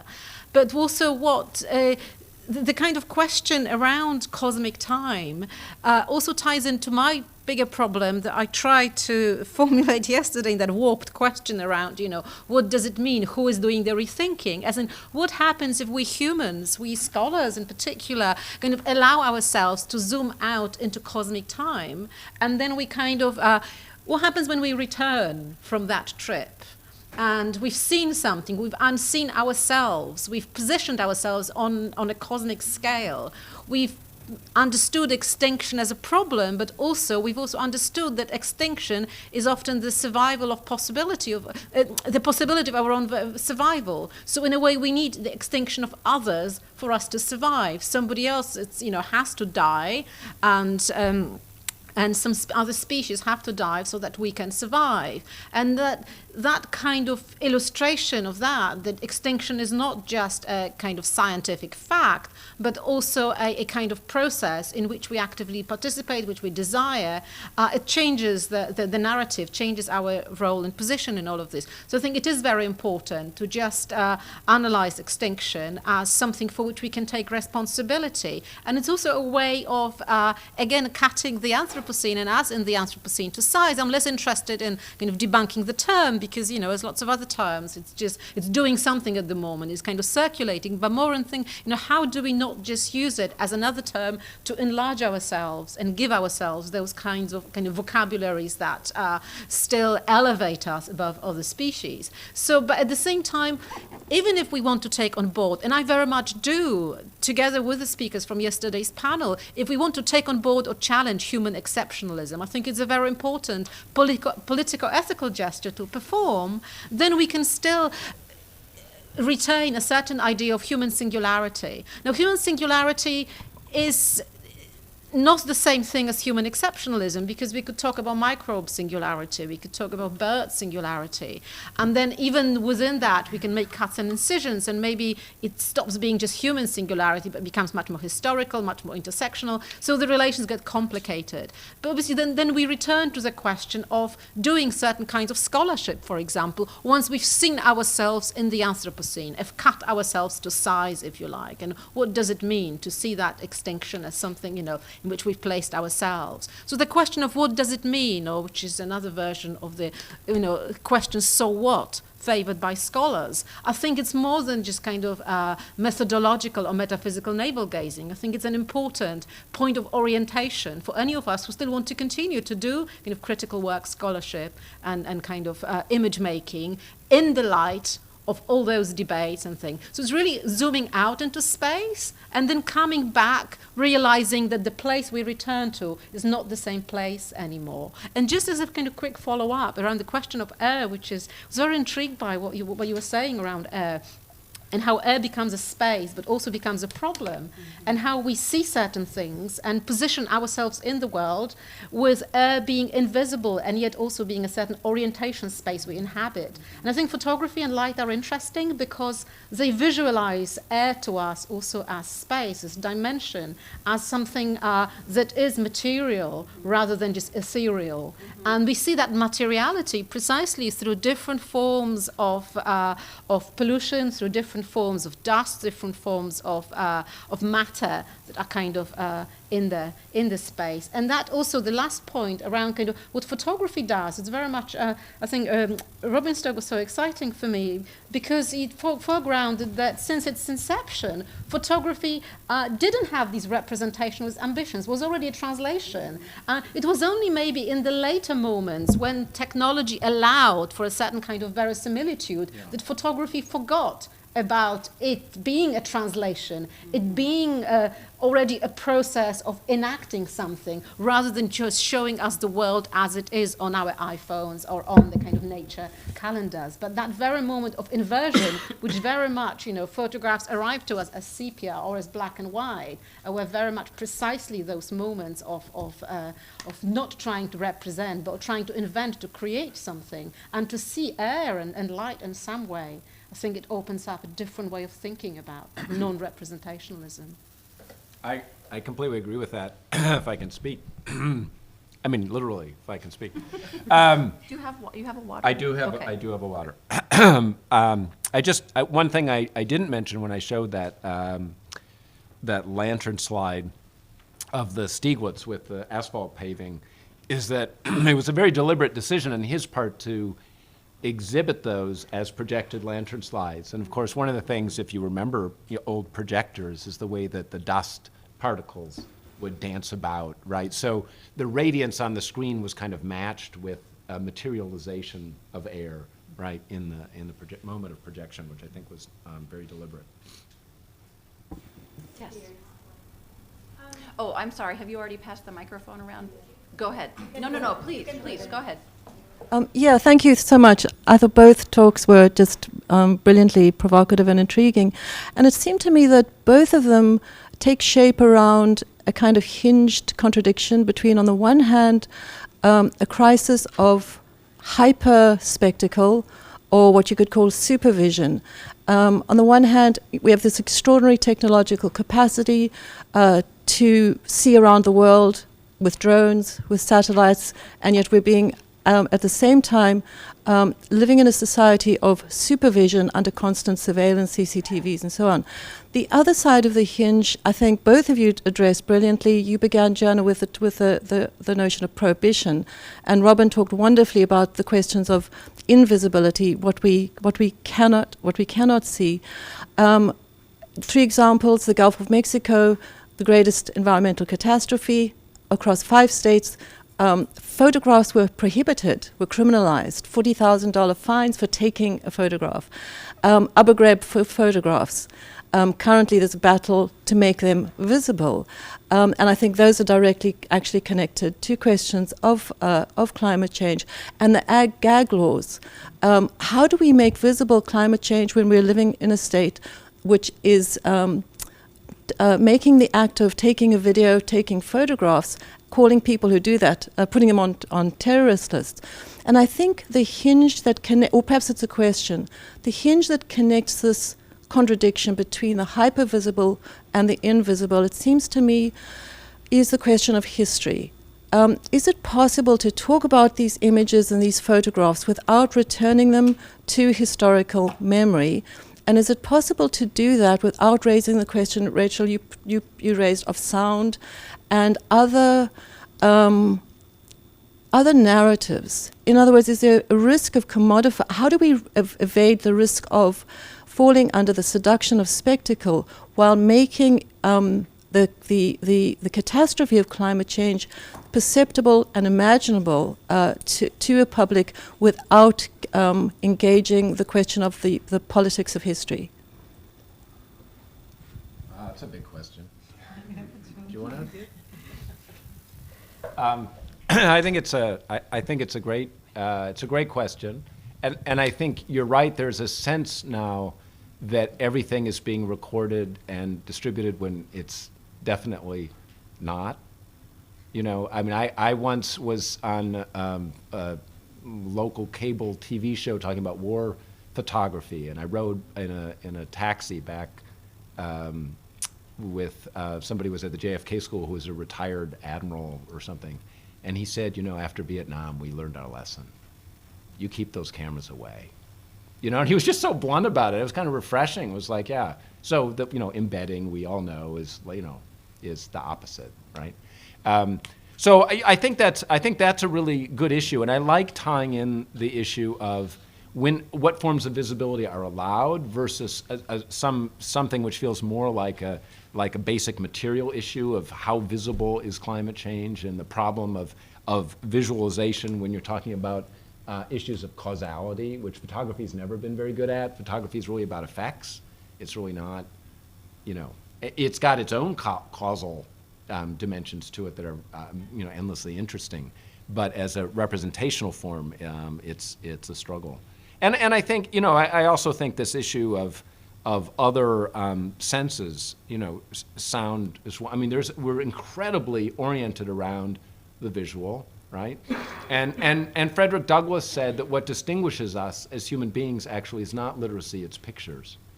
And which is interesting in a way, because it's interesting to make the post-human argument when, according to Douglass's formulation, we've never been more human, right? We've never been more productive of and consumed with images, right? With pictures. So you know, and environmental issues involving sound, it seems to me, are incredibly sidelined. I mean, you know, there's been stuff on naval sonar, but that's just, if you know, the more you know about that, the more just unbelievable it is that we allow that to happen. And then I forget the fellow's name who was trying to get 1 square foot of land in the U.S.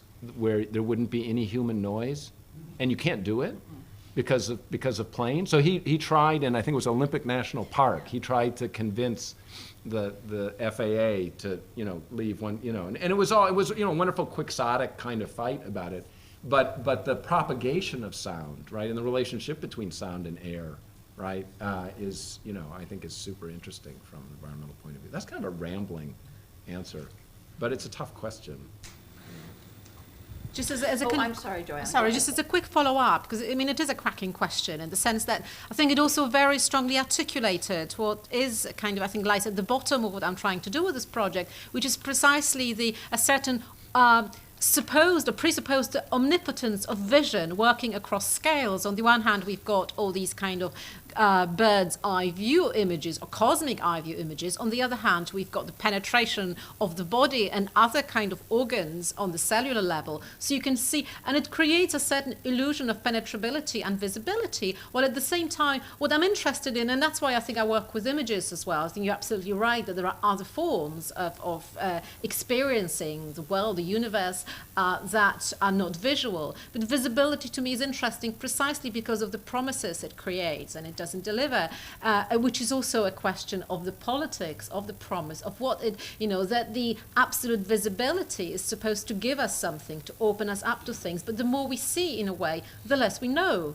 And the creation of kind of big data, the access to all sorts of, you know, different bits of information, creates an illusion of kind of moving us on towards a certain notion of truth, articulation around that. So I'm almost interested in what's being occluded in those excessive forms of representation. It's like now we suppose that you know what space looks like, and yet, as Elizabeth Kessler beautifully shows in her book on the Hubble Space Telescope, we don't know what space looks like because what we receive are digits from cameras and computers. And what happens is that scientists then decided to translate those digits into versions of American landscape and to make it look like the 19th century Sublime, so that the public could buy into the idea of kind of sponsorship for NASA, because otherwise space travel is too expensive. But if people see it and it looks a bit like heaven, those who want to see heaven, or it's a bit like a beautiful painting you've got on your, you know, over your mantelpiece, suddenly you think, okay, I'm going for it. So this is what space looks like, except it doesn't. But now we kind of know what space sounds like, but only because we've constructed devices that create space for our sound for us humans in a certain way. So now we don't know what it looks like, we don't know what it sounds like. But do we know what other things that are closer to home really look like? And what are the parameters, the frameworks through which we perceive? And why is it still possible to see or not see something? And extinction or the Anthropocene are those two scientific facts that it's possible to see and not see at the same time. So. If I can tag on just one historical footnote to that, it seems to me that one kind of key moment in which that the failure of a kind of panoptic vision to account for the reality of its construction is the blue marble 1972 NASA photograph, which was actually inverted because south was up in the original photograph, and heaven forbid that south be up, right? So they turned the photograph upside down. So there was an inversion that was entirely, you know, predicated on certain, not at all innocent conventions, right, representing the world. Yes, he has the microphone, so. And then when you're done, if you could pass it to this person in the front who had her hand up. Sure. Thank you. Thanks for the presentations. I have a question about the what I thought you were, Joanna, trying to get at in terms of the political promise of ruin lust photography. But I have a comment before I pose the question. So I was struck by the resonance and also some of the tension between the two presentations, which I took as both being about a certain kind of post-apocalyptic, post-human imaginary developed through photography. In Robin's version, looking at Sierra Club calendar images was a kind of happy post-apocalypse in some ways, in a simplistic way, which you really, I think, importantly and provocatively problematized. And in Joanna's, it was a very melancholy post-apocalyptic imagery. So I'm curious about the potential tension there, because I think in Robbins, as you brought out in your reading, this is really problematic, and there's little political purchase to be gained through this type of imagery, whereas in Joanna's, you attempted to somehow elicit a generative property within this kind of catastrophic imagery. I'm curious about this. It reminds me of an earlier debate in relationship to the claims of deep ecology in the 70s, where deep ecologists like Arne Næss would have been very supportive in some ways of both versions of a post-apocalypse which removed human presence from the planet. People like Murray Bookchin, coming from social ecology, was very critical of that version, claiming that it was ultimately a kind of misanthropic reading of ecology. And I think that, in a way, ends up suggesting yet another term aside from the Anthropocene, and which would be something like the misanthropocene, which I think we get in both of the readings here, a kind of rejection or a complete evacuation of the human that has a certain political potential.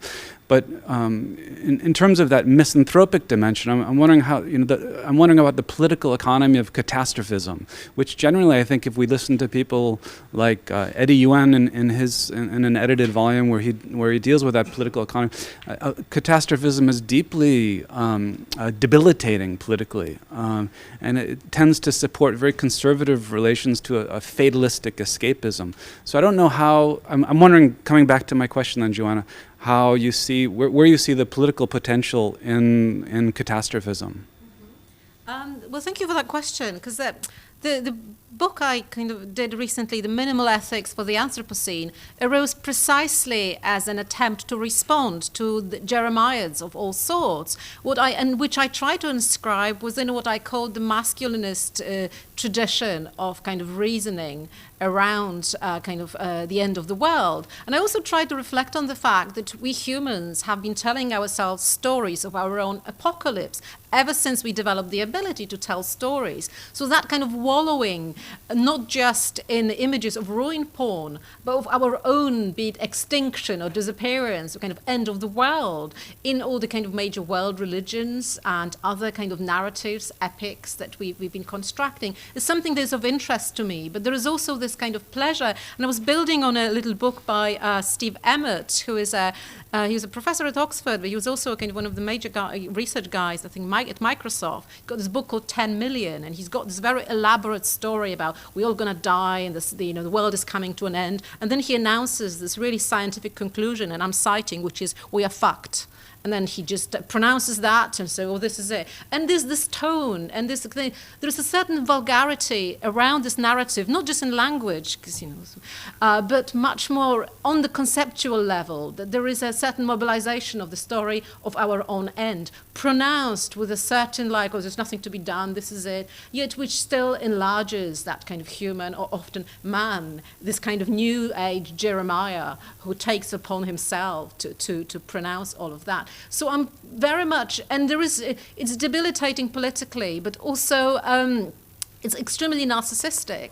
And so I'm trying to kind of work through these narratives and think, and little book I did called Minimal Ethics for the Anthropocene, and the book itself is very minimal, was precisely an attempt to think, how can we think about these kinds of narratives now without inscribing ourselves into those kind of stories that offer no political hope, no kind of opening, and that at the end of the day don't address the very narcissism of the storyteller or their historical locatedness in that, because we are not just floating, particles floating in space. We are also historically located, and as soon as we are telling a story, we're telling it from somewhere, and there is a danger of telling that kind of. And so the work with images is also precisely, and my own kind of visual project where I'm developing alongside, it's also an attempt to poke fun a little bit at some of those stories and the way they are.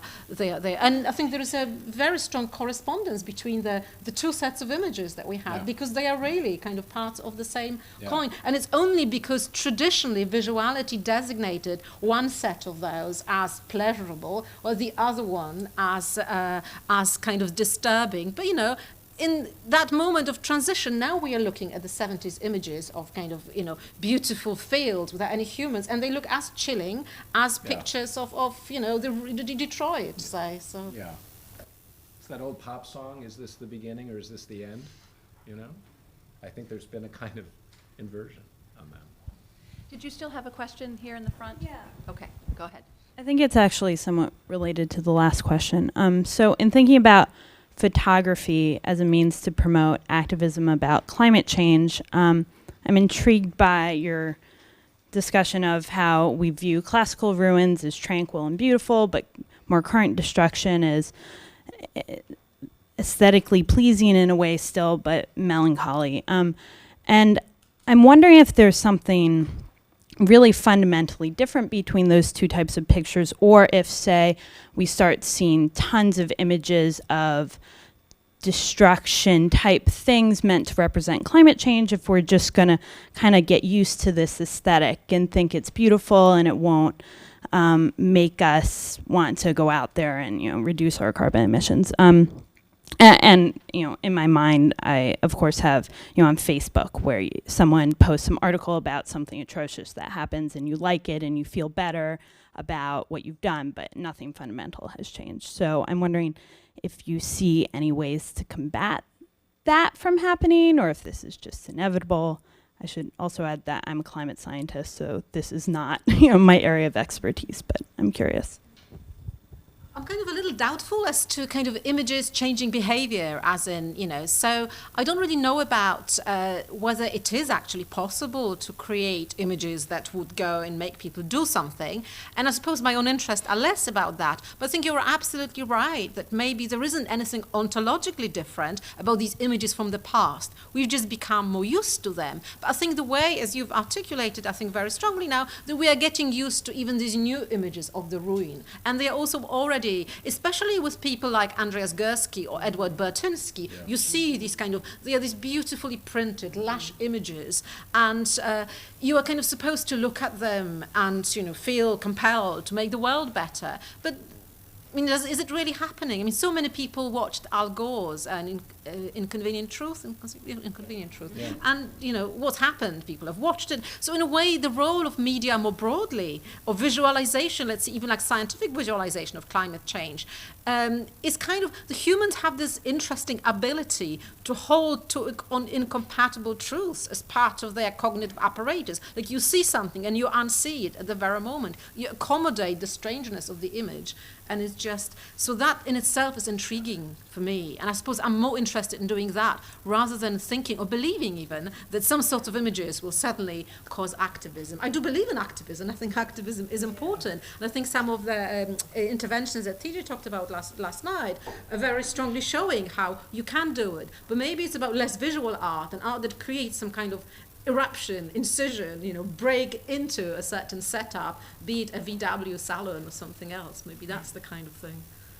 I think we have time for two more questions, and Eben and Natalie have had their hands up for quite a while, so those I'm designating those as the final two questions. There will be multiple opportunities for more conversation and dialogue as the day proceeds. I think our side of the room gets all the love right now.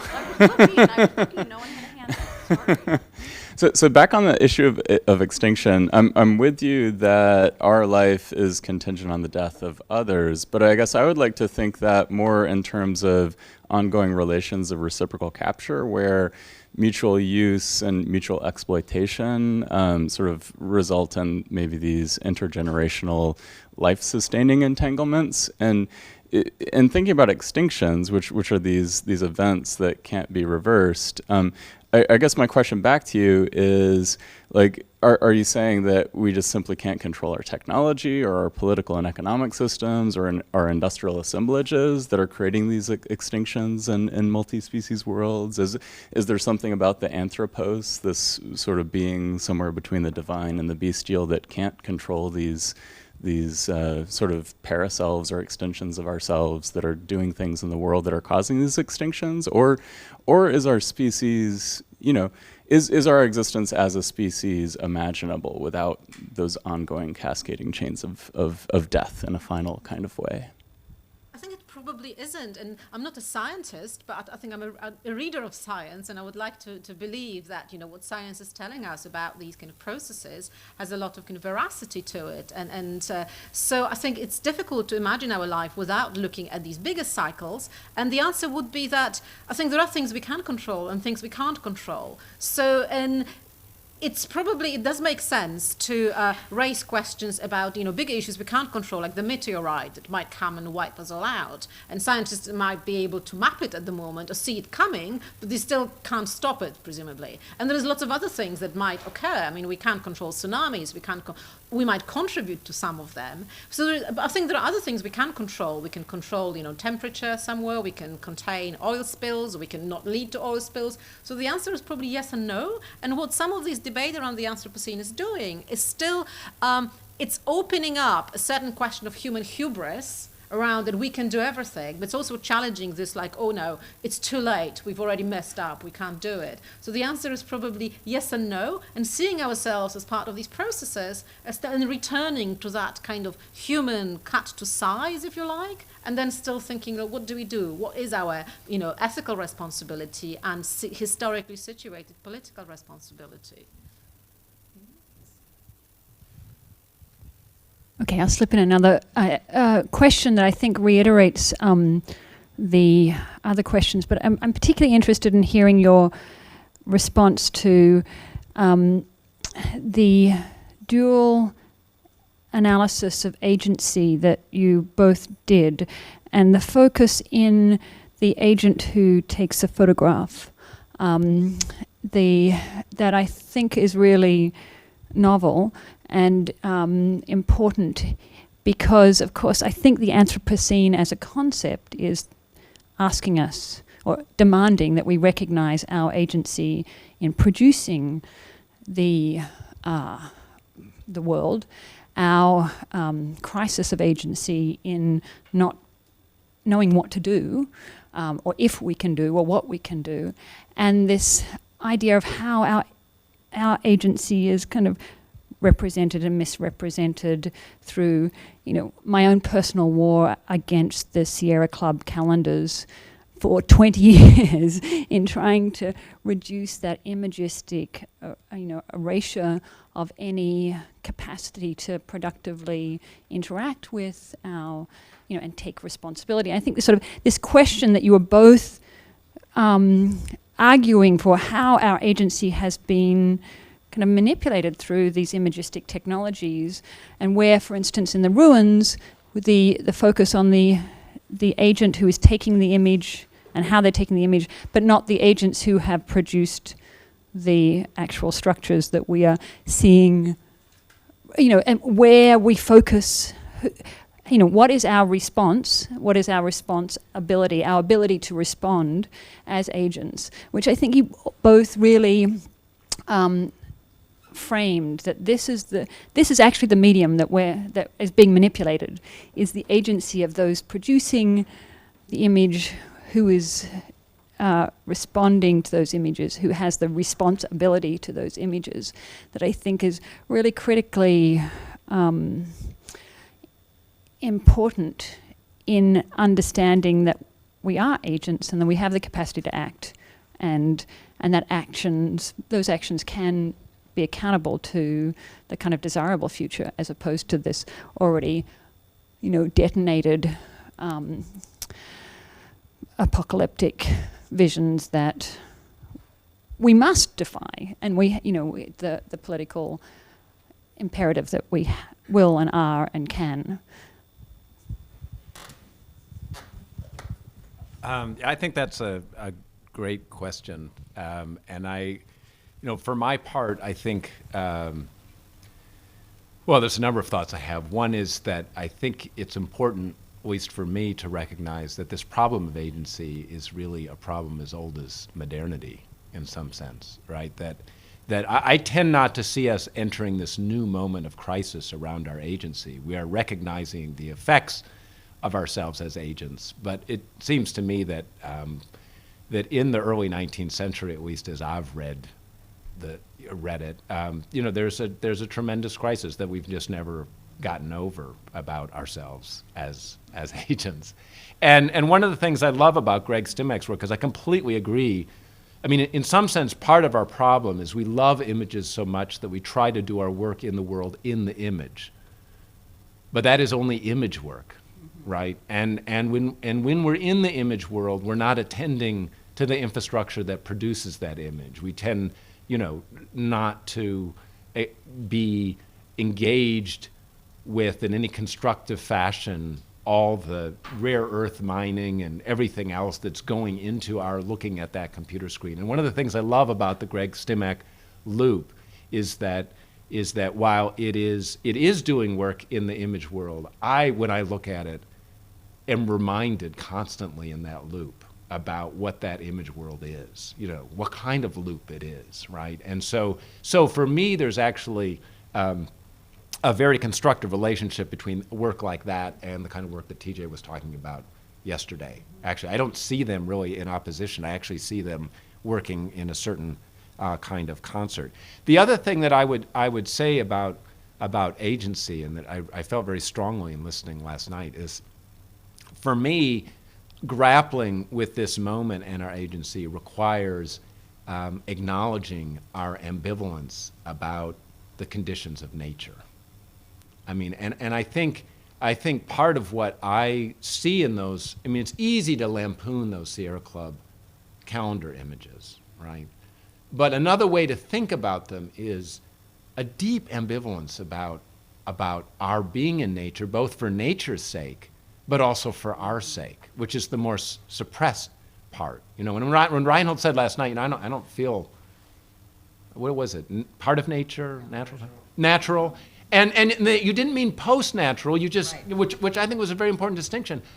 There's part of me that would sign on to that too, right? And it's, if I'm not willing to do that, I think I start to fall into a kind of image that I don't want to fall into, a very romantic image, right? That doesn't acknowledge there's things about living under the conditions of nature that I find really intolerable.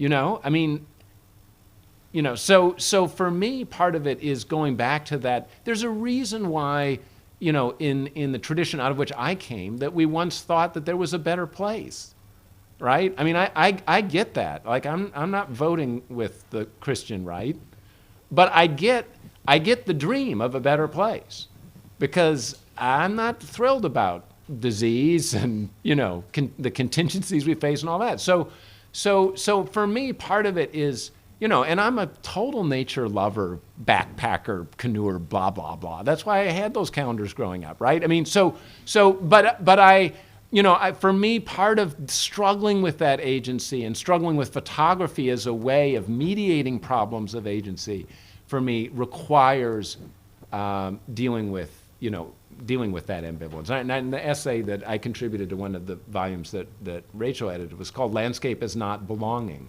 right? That in some sense, the lie of landscape is that we get to imagine that we wish we belonged. And in fact, what we're actually doing in loving landscape is precisely imagining that we don't belong, that we belong outside. And we get to just take it as an image, right? So anyway, long-winded answer, but I love the question.